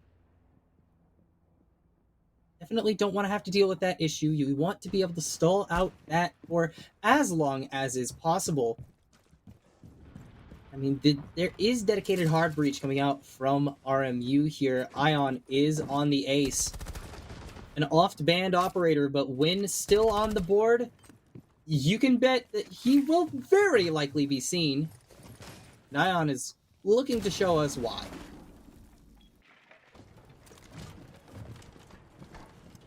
Might have seen an opportunity for a kill through Vert. However, Zen very much aware of the dangers that possibly await him. Flores shown unable to really do any work there. Lots of mute jammers scattered about. It's hard to be a Flores drone in that kind of territory. X-Man, I'm not really sure where to go at this point. Really, Purdue Fort Wayne just needing to do the drone work required to see where any potential gaps are, especially if they can't get this main breach open. Davis once again going to be attempting to find any sort of impact with the Flores drone. Unfortunately, the timing just isn't right. Yeah, it gets caught out, drone destroyed there, and so does the Blitz. Down and out for the count, and on the bright side, you do still have a shield if you're the side of Purdue, so not quite the end of the world, but there is still a problem, and that's getting onto the site in the first place. The main wall is still not open, and the window that you've managed to open and put a little bit of pressure through, there's a couple of Rooney gates in the way of you actually getting any progress done. Oh, excuse me, the wall does appear to have actually been opened at some point in the midst of all of this, so an angle of attack potentially for the side of Purdue to pursue. Bones going to be taking Glug out of the equation pretty quickly here. No Ash to speak of any longer. And it kind of looks like RMU has an idea of where PFW is mostly stanced up right now. Davis and X-Man both in the same spot, but what a shot from Ion. The long-range headshot. Ion fighting another, but 2 go down to 1 Nitro. And Durdock finishes the round for another RMU victory here on Skyscraper. That's the first 2 rounds taken. Yeah, I mean, it's such an effort to try even get main breach open, and when it does, it almost causes more damage than good. Now 2 angles for the Ash there, having to worry about it, inevitably just gets run out from Terrace Store. Pretty much the Skyscraper standard at that point. And Purdue Fort Wayne really not able to find any sort of avenue for any sort of map control. Granted, they were seemingly just wanting to take it entirely through that office and house side. Really, it required a rotate towards Dragon, towards Karaoke long ago to even try and find any sort of opening pick. We did get to see it was Faith over on the Aruni from the Dragon side, really putting that DMR to work for that opening pick. Yeah, certainly, and I really like this Aruni pick coming out from Faith for multiple reasons, actually, but I mean, the DMR obviously won, but 5 seconds remaining. one of the other big things I really do like about this operator right now is considering the fact that Kaid is extremely good and gets banned out a lot. There's not a lot of operators that can make it harder for attackers to get through hatches. But one of those operators is Aruni. You can place those gates onto those hatches and make it harder for the team to, completely dedicate themselves to attacking through it. Having to burn some level of utility or take a little bit of damage upon going through those gates really it's not the same as electrifying it, obviously, but it's definitely something that can make a difference.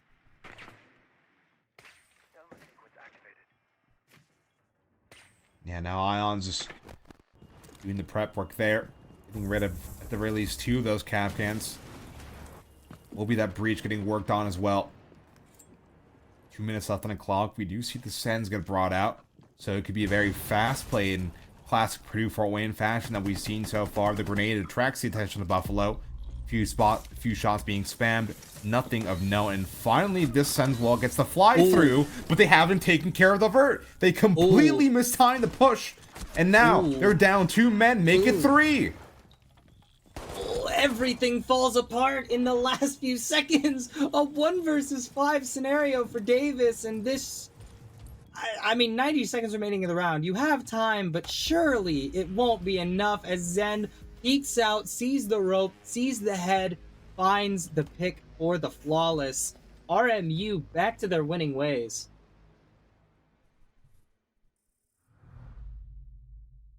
I mean, just really, what can you really say other than you just mistimed the push? That castle barricade wasn't open, so you can't really stop anybody from watching vert, and the whole round collapsed from there. Sure, this is what has worked for Purdue Fort Wayne so far. Obviously, got to see on border. You act fast. You make sure you get in before they know what's hitting them. But yeah, at some point, the one dimensionality is almost getting a little bit frustrating to watch.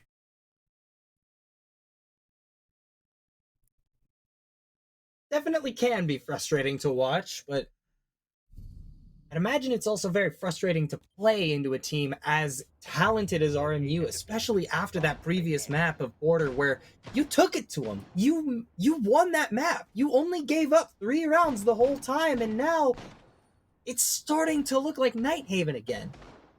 Perhaps it's because the map is larger. You pointed out the major difference in size between Nighthaven and Border earlier in this broadcast, and now we're back onto a much larger map in Skyscraper, and once again, RMU just looks significantly better. But, I mean, I still don't want to count out this Purdue squad, because, again, we saw what they were able to do on Border. 5 seconds to go. But it kind of seems like that lack of stage experience on this map is coming back to bite them a little bit here.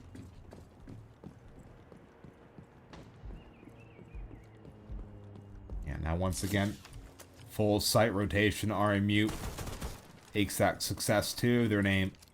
But it does mean we can see karaoke once again and another attempt for Purdue Fort Wayne to maybe recalibrate on that initial idea they had. They opt to switch the Blackbeard out, now in favor of the OSHA shield. Once again, they do bring that Monty again, though. Managed to clear that initial Denari, but it will be re-upped soon after. The shield over by top black cleared as well, but Bones making his presence scarce. Managed to find the Monty off in the original pick, Davis? but it's Davis able to recover. Finds 2 in response, and losing out on the Monty is a big deal. You really hate to lose that operator in particular, but you do still have a shield in the form of the Osa. Though it does function pretty differently, it still is a shield.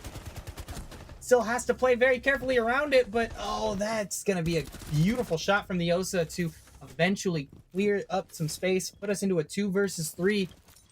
2 remaining defenders are playing extremely aggressively as it stands. Eventually, the Pokeball will be enough to take the Osa out of the equation, but it's a 1 versus 2 for Zen on this Ella. Not an easy task by any stretch of the imagination, but if anybody can do it, it's the player that's dropped 6 kills so far in this map alone. but it won't be that way. Ion, with the DMR in hand of the Dokkaebi, will be able to get that pick at long range, finally putting Purdue on the board. Yeah, Ion's, thanks to being able to hack the cans beforehand, pretty much has all the information he needs of where Zen could possibly go. He does have Glug holding his cut over on that karaoke rappel, so pretty much he's hitting that shot on the cross 9 times out of 10. It's good that Purdue Fort Wayne can get their foot in the door pretty early into the half, all things considered. Sure, you let RMU walk away with a full site rotation, but like I said at the very beginning, you're only aiming for 2 rounds here in the attacking half. And the rotation continues, by the way. This is not just going to be, continued rounds in karaoke. If it didn't work that last time, what makes us think it's going to work a second time in a row? So may as well just continue said rotation, moving over to the other floor site, much like what we saw in the first half of this half.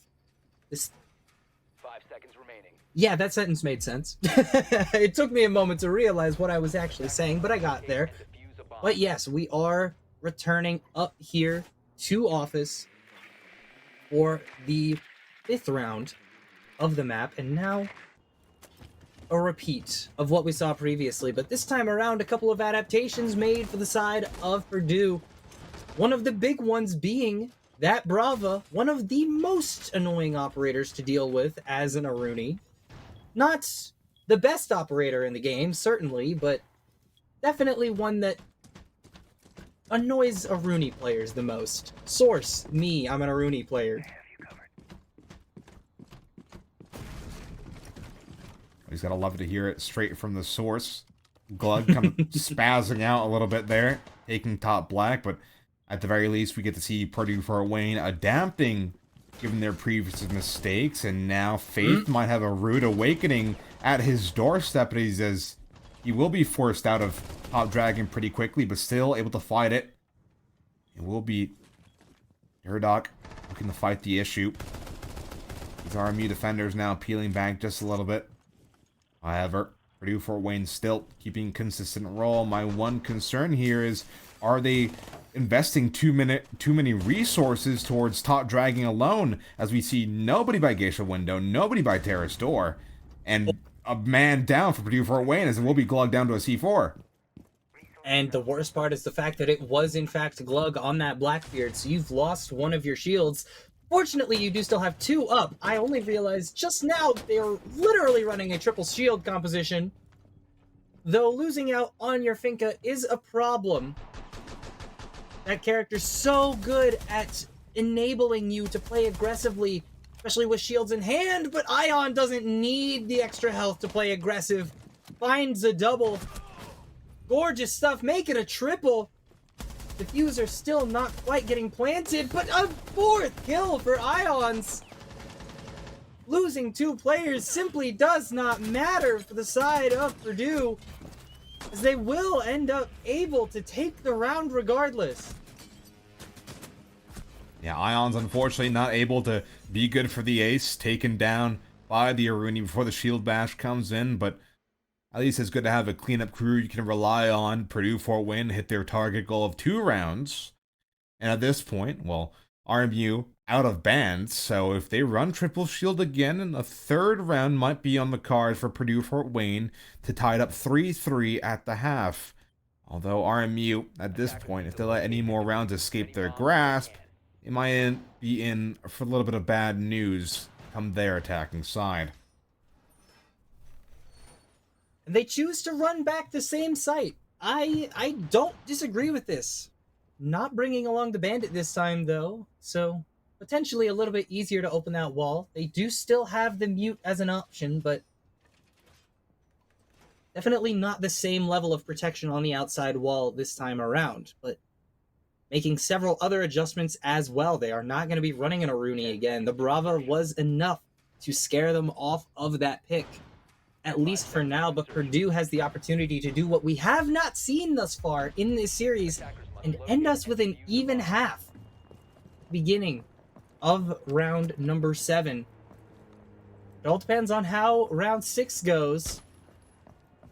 And thus far, I mean, no interactions, no spawn peak shenanigans have happened. And if they have, they haven't been successful, but very typical operator picks, I believe, for the attacking side here.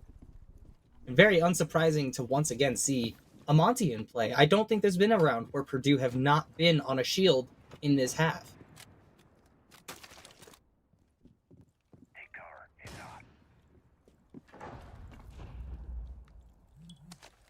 Ion's seemingly just going to be solo entering into the building, but it's actually his teammate in the form of Davis able to get the first issue Where are you here. looking? Gets the first, looking for the second, Faith? but the shotgun from Faith. Oh, saves him from disaster. Glug not looking where he's supposed to, and Ion's been the hero so far, but completely separated from the citizens that need him most right now. Now it is a 2 versus 2 scenario. Make it a 2 versus 1. Zen, despite not having the first jump, manages to get the kill anyway, and after all of that, a 4-2 half is what we will be getting anyway. RMU finally winning another defensive round here. Purdue looked so good on those two previous attacking rounds, but just could not convert that momentum into a round win in number 6. And just like that, RMU walk away with an advantage round, but only by the skin of their teeth. Yeah, I mean, just a millisecond longer, and it would have been Davis just able to secure at the very least a second frag over on the thermite when walking into the bomb site, but just out of all things to potentially curb stop the push, a Legion shotgun. And the columns must have been so hectic, because how does Glug just not even look to where the Legion is after he killed 2 of his teammates? And Ion's just the SMG-11 or the SMG-12 just completely betraying him on the spray. So many things went wrong there for the Mastodons, but like I mentioned before, the golden target was 2 rounds. They achieved that. Now they get on the defense. Attackers need to locate and defuse bombs. Making the swap over, and right off the bat, we're back to the typical starting site here in Karaoke. A couple of interesting operator picks. I do think it's fascinating, honestly, that we see Ions on this Mozzie right off the bat. Another one of my personal favorite defending operators. Not one I play super frequently anymore, but one of my favorite guns on the entire defensive roster, for sure. But other than that, I mean, smoke, pretty standard. Mute, pretty standard. The castle, pretty standard. And another Wamai here. Same site as we last saw Wamai as well, so not particularly a shock. Meanwhile, on the attack, we see Ying, we see Ace, we see Nomad. A lot of these characters have been pretty popular thus far in this series. And Ions is getting aggressive real quick. Will retreat after missing an initial shot, but I mean, imagine if he hits those. Imagine. Yeah, wanted to set the tempo pretty quickly, but I could say the same thing about Bones, who finds himself in pantry quite fast. Almost found himself an opportunity to get the cross. Now the second one is up here, champ. Don't miss this one. Okay. Third time's the try, I guess. Still another player by Trigon that could cross. It is the castle, but seemingly happy with where he's at right now. All the Mastodons peeled back from that office side. Able to burn just a little bit more time as RMU want to make sure they have all their bases covered. Heaps of droning coming through, and finally from down below, Bones finds Profit for his early entry. Able to get one on the Davis. I mean, sticking to that same angle the whole time, and it works out pretty magnificently, honestly. Durdock going to be able to put down a Claymore in a very strange spot, hoping to catch a member of Purdue off guard if they end up going for a flank, but thus far, I mean, it seems like a pretty solid attack for the side of RMU, but they need to find a way in, and Faith popping these Candelas, just trying to find an angle in, trying to blind anybody who might be nearby. Zen, though, does get shut down. Flores out of the picture. I mean, the big difference maker right now is the fact that Ions has such little health. May not even end up mattering, though, as the man advantage finally goes the way of Purdue. Definitively in this round. Diffuser is also down on the ground. It's just a matter of finding a way to pick that up and potentially get back into the round, but they won't provide the opportunity. X-Man picks up his first kill of the entire map. Surprising considering how valuable he has been for the side of Purdue on border and in the two attacking round wins, but 2 versus 4 now coming out from RMU. One of your players is going to get caught out, but no, Bones turns around. The whip from X-Man. Can't quite finish the kill, and with 23 seconds left, it's a 2 versus 3. Significantly better looking for the side of RMU, but losing out on Bones is super, super bad. And eventually, Purdue will take this one away.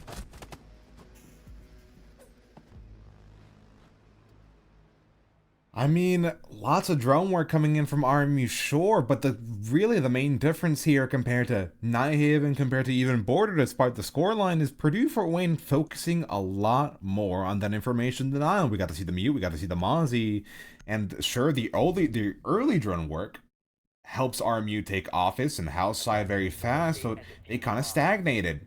It was pretty much impossible for them to clear out the castle over by Drum, securing, I believe, 2 picks to his name. It secures an overcommitment of the utility. We got to see, I believe it was a Nomad of Buffalo shoot an air jab into completely the wrong corner because of the lack of information. We got to see some early entries from RMU. They took lots of space by Pantry, even found themselves the opening pick, but they pretty much just stagnated. And I mean, as a result of all of these mistakes, Purdue end up getting their 3rd round win here on Skyscraper. 5 seconds remaining. And it feels like they're right back into it at this point. Definitely not an easy series of events to have to come back from, but RMU, they are tasked with this insanely difficult to crack defense from what we've seen in the 1 round so far. And I mean, Ions, man, so far putting up such a ridiculous performance. 11 kills going into round 8. Currently playing the Azami, but playing several operators exceedingly well thus far. Despite being at a round deficit, absolutely a highlight player for the side of Purdue.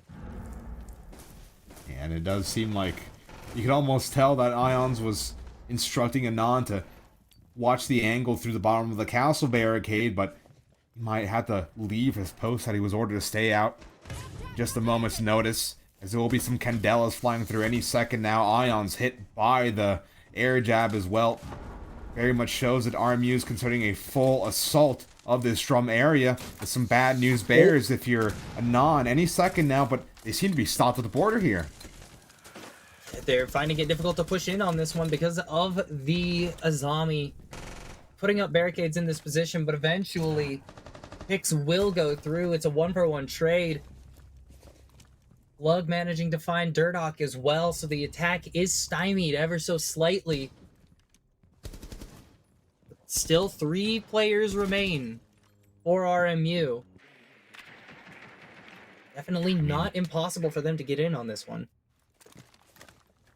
You lose your footing into Drum, but thankfully Ion's able to escape just in the nick of time. But as I say, does get taken down by Bones. Buffalo, great entry into the bomb site, and just an absolute swarm coming out from RMU. They inch ever closer to the goal. Now sitting at 5 rounds to their name.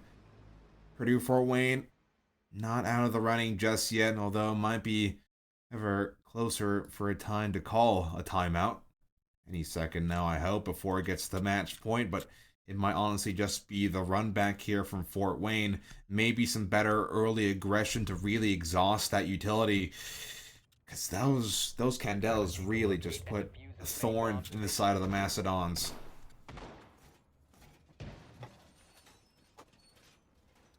Back up to office. I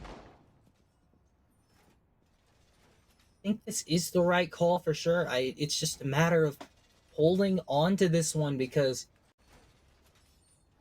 I mean, I think after this point can go back to karaoke, but I mean, if you want to string together the rounds necessary to keep RMU from getting to match point, you need to be able to hold on to a downstairs site, and that's going to be a difficult task against a team of this caliber.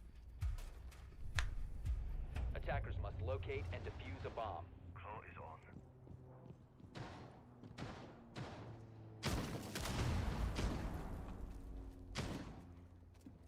Seemingly the same idea here, just watching through the bottom slit of those castle barricades, trying to see if they can snipe any initial bits of damage. I will be a bit concerned once again if they just opt for this and not really fight for any of that initial presence over towards top black. We got to see the effects of what happened last time with RMU able to set up freely and shoot those candelas and able to dissipate the roam in damn near record time. Although the drone work from RMU, always steady. Going to be that once again, detecting that there could be a possible run out, so they're just going to air jab that for safety. Although the run out not secure from that angle. Ions, a beautiful pick on the Faith out of all people. There goes the major piece of utility in any execute, the Candelas. Yeah, the tip of the spear is off the board now, and that makes the life of RMU significantly more difficult, but there is always the manner of getting in by just firing bullets. Unfortunately, Bones, no bullets to give anymore in this round, with Davis able to find that pick, surviving on very, very little HP as well. Moving into the latter half of this round, Purdue feels really good about holding on to this one. And you have to realize that there are players nearby if you're Zen. You have to be so cautious holding on to the diffuser, especially with Durdock so far away on the first floor. Not able to help you if you're in trouble immediately. And oh, this is a nasty position from X-Man. Able to find Durdock with his pants down, just completely unaware of the Goyo's position. And the situation just gets worse for RMU.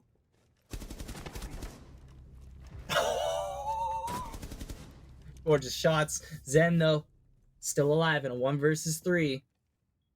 The top frag, the highlight player of RMU, still alive on this attack. It's looking real difficult at this point. Purdue's defense on this map, seemingly practiced, but definitely possible to get in on this one. You still do have to get through Glug, X-Man, and especially Ions, but X-Man is the one to close out the round. Beautiful stuff, getting 2 kills in this round, tripling his kill count, and putting Purdue within 1 round. Not often you get to see the X Factor, but always there when you need him. Always good when you least expect it. Really able to solidify Purdue Fort Wayne's 4th.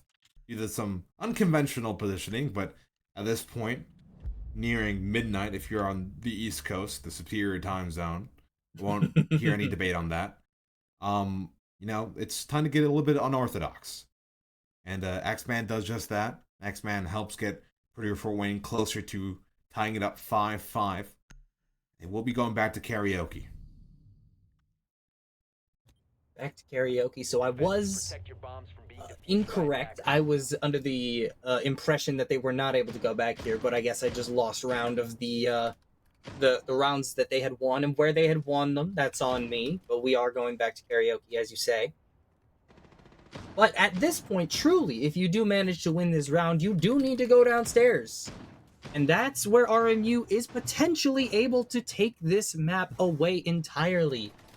But either way, we're getting into the end game of this map here. Round number 10, the scoreline is 5-4. If EFW manages to take this one, there's a very real chance of us going to overtime. But if RMU can manage to take this attacking round away, they put themselves on match point, and they can very well end immediately after. We have seen what this team is capable of both in past tournaments and in this series. Stay close to me!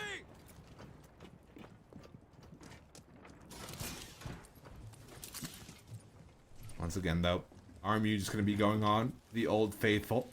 They've exhausted the blitz. They've tried their hand at the Blackbeard. But the Monty, seemingly going to be their one reliable option right now. Faith, not doing too shabby, going positive 9-8. Just going to need to find ways to back up Zen, who's really doing most of the heavy lifting right now for RMU. Ball's getting breached all across that house side. And Ion's playing a bit of a risky game here, given that attacker is so close by. The phone will be ringing now, and now that's his cue to leave. Managed to leave with not a scrape on him.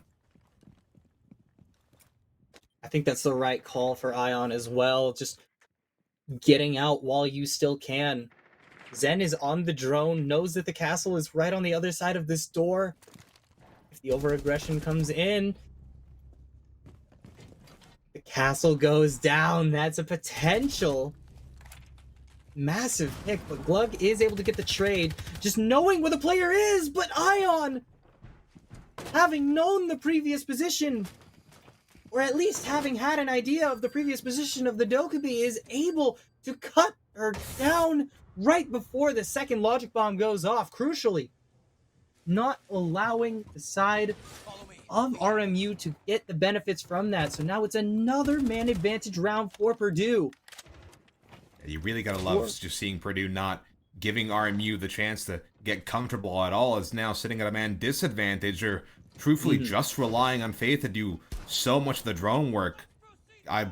Not many drones on the field available. You'll lose the information, like you mentioned before, that the Dokkaebi call could provide, and Ion's almost getting greedy for more there on his 16th frag, and now it gets worse for wear. Glug down, but they're not aware, and Faith fighting his own demons by Top Dragon. Not going to be easy to get back into this one, especially now that Davis has found another in the round. Faith finding one, but will be overwhelmed, and we are even 5 rounds apiece. We are ever closer to that fated overtime, but this is possibly Purdue's most difficult battle yet, having to go down to the unfavorable first floor. Barbecue Kitchen is their call. I mean, it's heating up right now, and you can probably really sense the pressure ramping up if you're RMU. Maybe a timeout to be called soon if they lose this round. Although, I mean, I'm not feeling too confident about this if I'm Purdue for Wayne. They kind of have to go here via suffering from their own success. Ion said they haven't played Skyscraper since the Columbus Invitational, and that was with a completely different core. They've managed to stitch this together piece by piece. But for a more complicated bomb site like Barbecue, I mean, it all depends on how comfortable RMU is on attacking it. They're going with a couple of very interesting operator picks here. Never mind, I was going to point out the Jackal, but Zen last second has swapped over to the Grim. I think this is the right call. Jackal is fine, but I think that's simply outclassed in Modern Siege. A couple of operators just do his job better than him, including the one that Bones has selected for this round, the Deimos.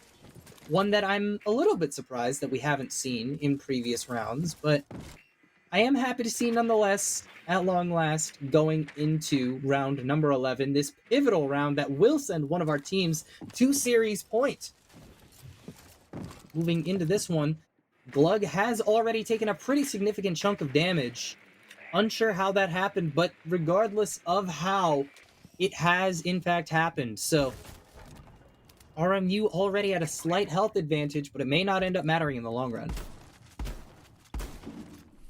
And you can see, I keep saying it over and over again, but the drone work from RMU just so potent. Seemingly, for some reason, Purdue Fort Wayne opting to ditch the Mozzie, now only having the mute left in the form of their information denial. Let's see how far it gets them. You do also have the Elemines, hopefully scattered about at crucial entry points for the Mastodons, but right now it's just a uncontested roll of space being taken right now by Faith, and it might be Ions in a bit of a tricky spot right now. They're sitting over by Goldside. The Grismont thrown at the feet of Faith in the attempt to stun that Monty, but manages to back away in time, but Bones not able to get out of the way of the bullet. Quiet. Just like that, we are in the end game. Potentially the last couple of gunfights in this match will all be crucial. And so far, Purdue is getting the better of them. 4 players still alive for Purdue versus 3 for RMU. And 2 of them are shields, so not going to be particularly easy to find frags with Faith. Buffalo still having that assault rifle in hand could end up being crucial, but it's a 3 versus 3. Zen, the last remaining non-shield operator for RMU, finding potentially a crucial pick. 3 versus 3. And they've got to find a way down. They've got to find a way down quick. Yeah, I mean, Purdue Fort Wayne right now just playing the extremities with the exception of the castle. Now they see Faith drop into the bomb site. Ion still left alive, and he recognizes that he has to retake the space. Damn. However, it's only now a 1v1 in the bomb site. Make it a nobody in the bomb site right now. Will be Faith just going for the plant, but he's spotted from up above. It's case down. It's a person down in the bomb site. It's only Ions. It's Ions versus Zen, but with 16 kills in hands, 2 seconds left on the clock. Ions is clear to drop.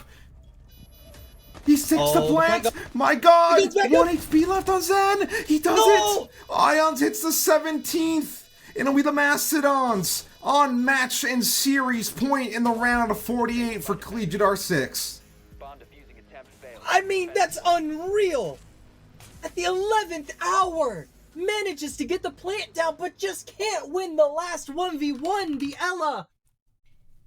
Oh my goodness, beautiful gameplay coming out from the side of PFW, and especially Ions, to put them on a match point that, frankly, I didn't think we were going to be seeing after that map 1.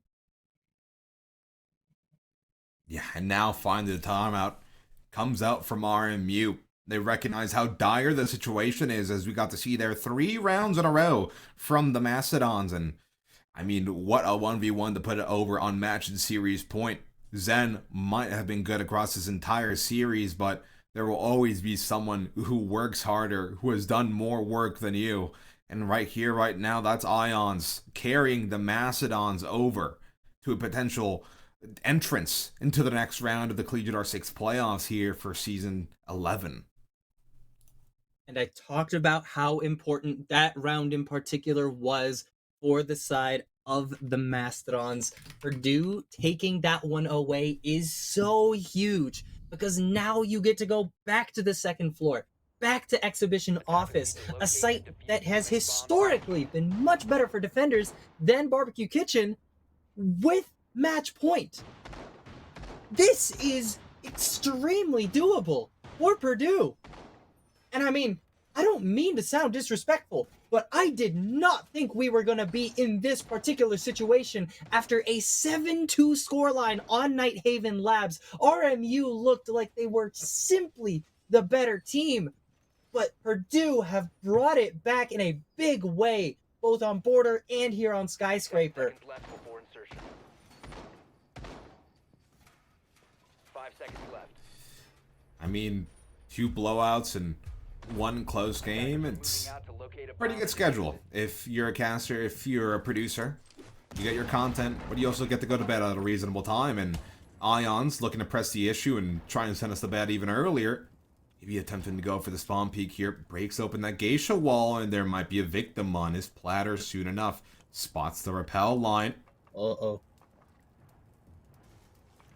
Ion can find another one here. Put himself up to 18, but they might realize the shenanigans.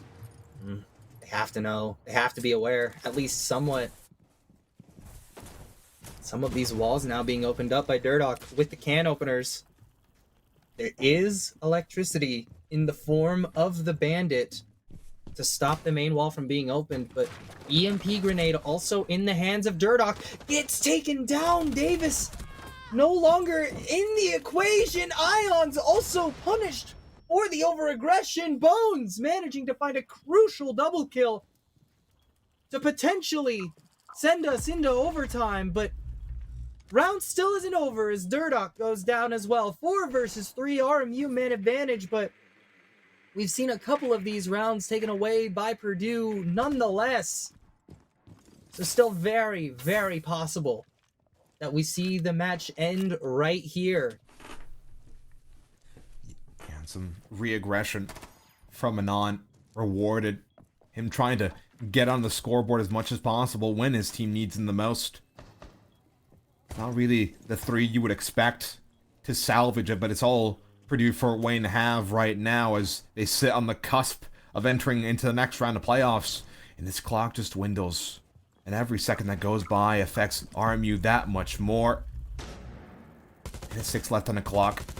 Able to safely cross. So much information now obtained, but they're still stalling out. Now Glug spotted by this Grim Beast. He's going to need to win this next fight no matter.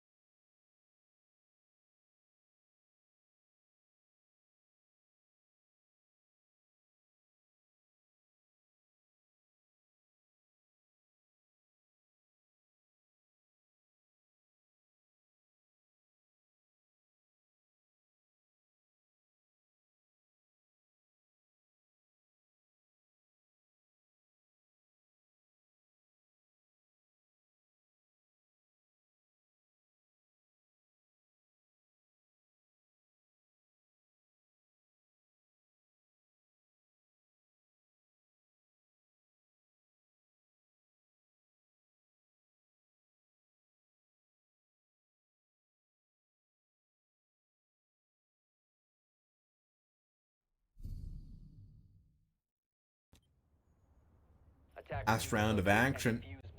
Fortunate, as it will be RMU pushing us into overtime for the very last map here in the round of 48 between RMU and Purdue Fort Wayne here in the Collegiate R6 playoffs of Season 11, Stage 1. Now, Purdue still keeping themselves on the defense, but obviously looking to walk away with as much of an advantage as possible before they switch over to that attack. My God, it was looking a little bit dire at points. Yeah, it looked rough.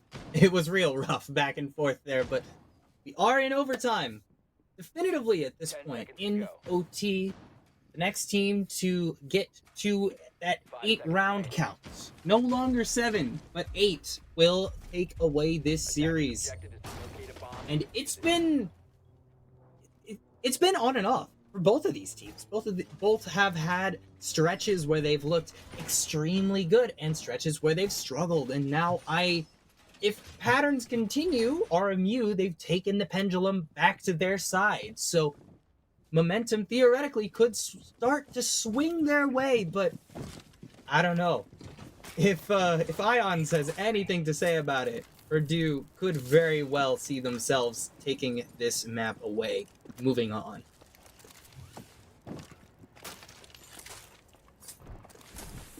Yeah, I mean, it's all up to how RMU deal with the aggression that Purdue Fort Wayne has been dealing so far. We got to see some massive benefits of them just waiting and baiting out Purdue Fort Wayne, and that round that led us to overtime was a double run out that led to an absolute disaster for Purdue Fort Wayne. Just completely discombobulated from one another, led to them forfeiting 2 picks back to back, and now at the very least they seem to be taking things a little bit more calm, I say, as Ion just completely runs into the breach.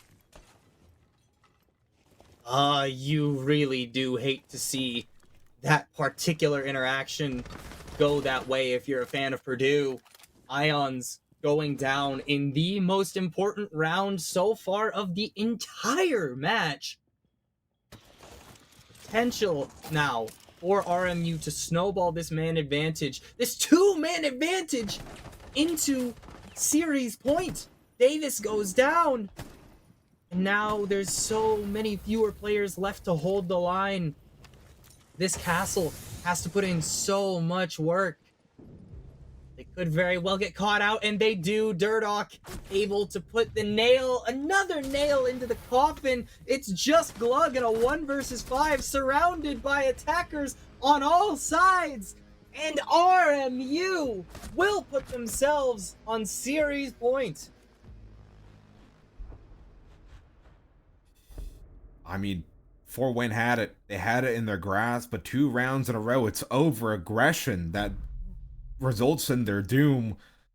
It's now RMU's game to lose, essentially. Purdue Fort Wayne, chances slim, miracle required for them to push it to max overtime of map 3. There will be broken hearts all around, though, regardless of who wins this map. Attackers need to locate and defuse bombs. Potentially the end here for the match for Purdue. And RMU is going to opt to go over to Exhibition Office. An interesting choice. Typically, you would see the players opt for the much typically more favored karaoke, but I don't know. RMU, they seem to feel very confident at this point, opting to not bring along something like the typical bandit that you would see to cover that wall, instead just bringing along the mute and the Mira. But I mean, any way you slice it, this is either the last round of the entire match or the second to last round. And I am very interested to see how PFW are able to handle this pressure, because there is a lot of it. Yeah, we do see once again Ions over on the ace. Thankfully, we got to see only one lonely mute jammer over on the main wall, so opening some kind of angle to add some pressure directly into the bomb site should be easy enough. I do think that someone on a house breach was jammed as well, so not really going to be able to get that open, especially with no with no EMPs in pocket. You're going to have to go down from below. In the meantime, it will be Glug and company looking to drum themselves in and start attacking by that drum side, we see through the X-ray, it is a defender lurking through that pantry side. Hopefully not able to stab Fort Wayne in the back too late. I do see some potential chaos being arise soon if Anon does not place his track stingers anytime soon.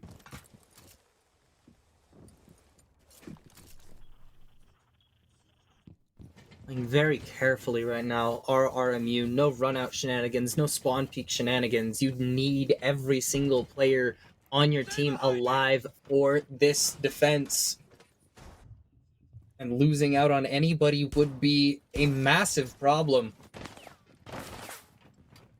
For now, neither team has lost anybody, but 2 shields here for Purdue. Both the Blitz and the Monty on the board.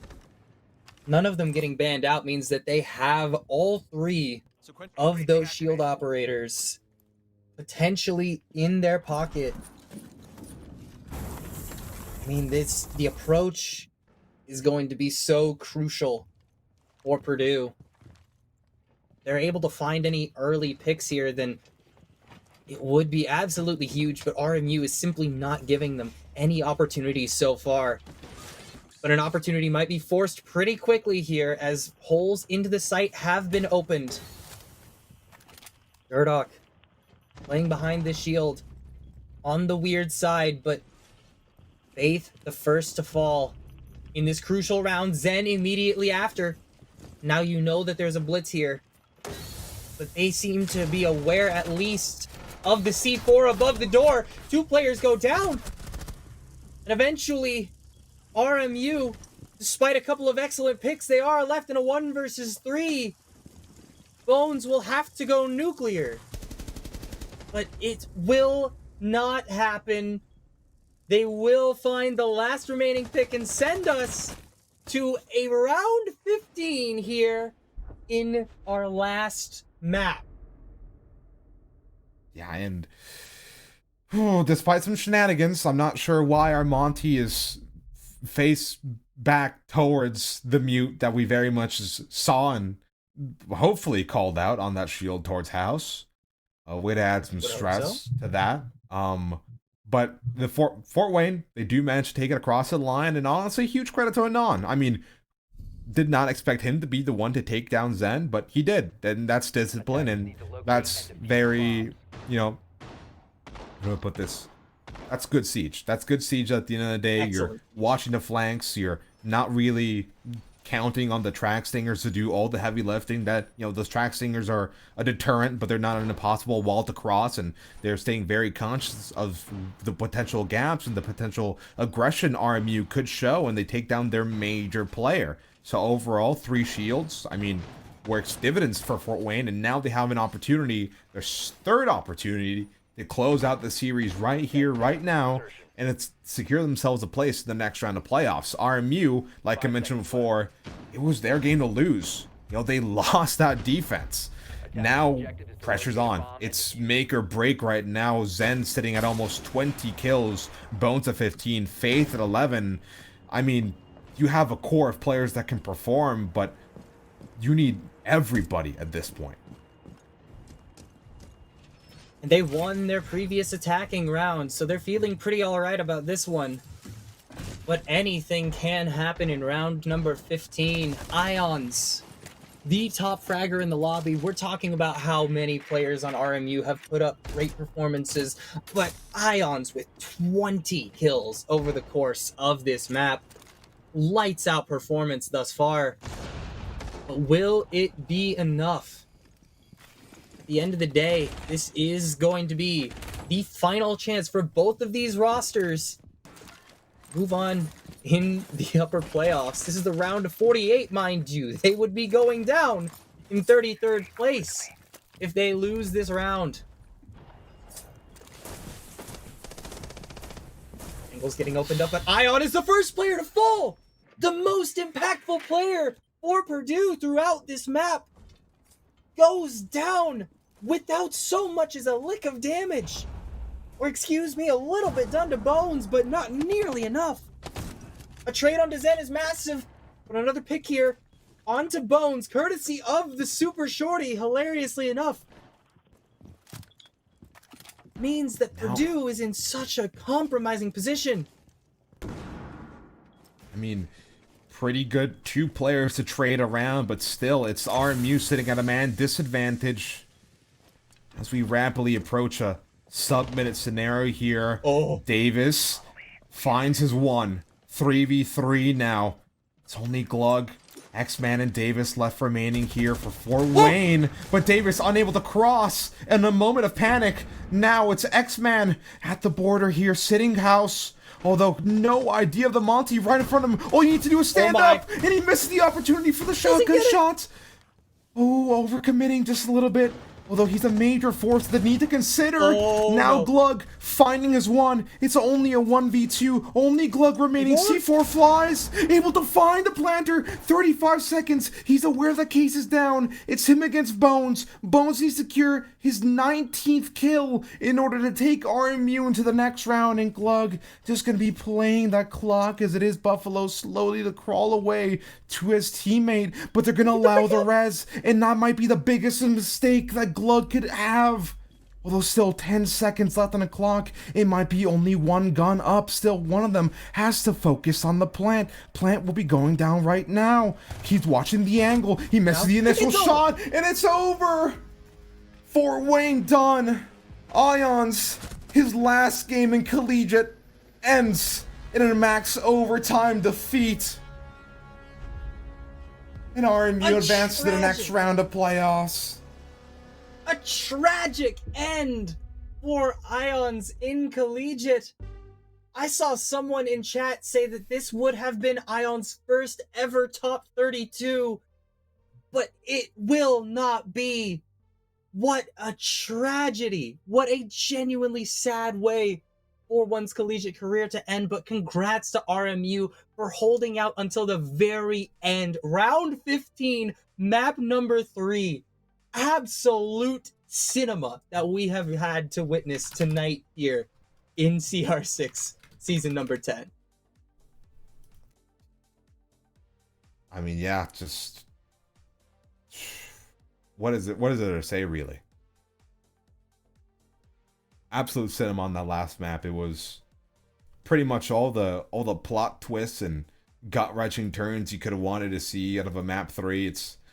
It's unfortunate to see Ions' story ending collegiate like this. He was dealt a very difficult hand of cards, and still he managed to push this roster towards the maximum of its capabilities. And you have to commend that as a captain. You have to really commend all the tier 2 experience he has, really working overtime to take this roster as far as it could have gone. And at the end of the day, it was just a 1v1 difference, but RMU, finally starting to show some signs of life. And seasons past, they've been, a roster to scoff at. They've gone out 0-6 before in Premier Quals, and now they arrive as a decent contender, settling themselves as the best in their state of Pennsylvania, and now looking to make a decently deep run in CR6. So I have a lot to look forward to if I'm RMU. What about you, Getstar? I'm definitely excited to see this squad continue to play in the playoffs here. I really would love to see them go all the way to all the way through the end of this, but I mean it was a beautiful game from start to finish.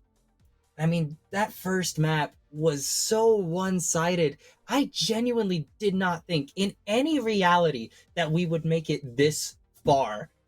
But what a finish. What a way to get over the line for RMU.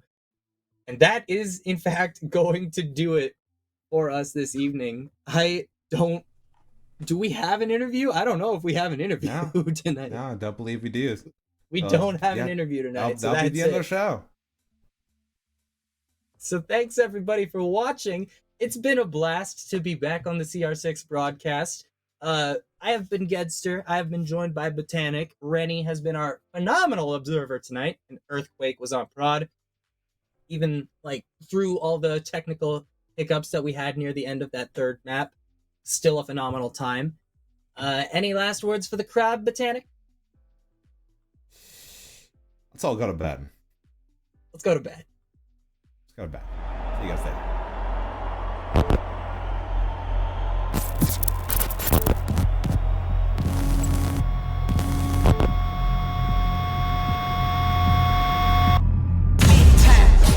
No man now. Diamonds in my teeth, I got a lot of shine.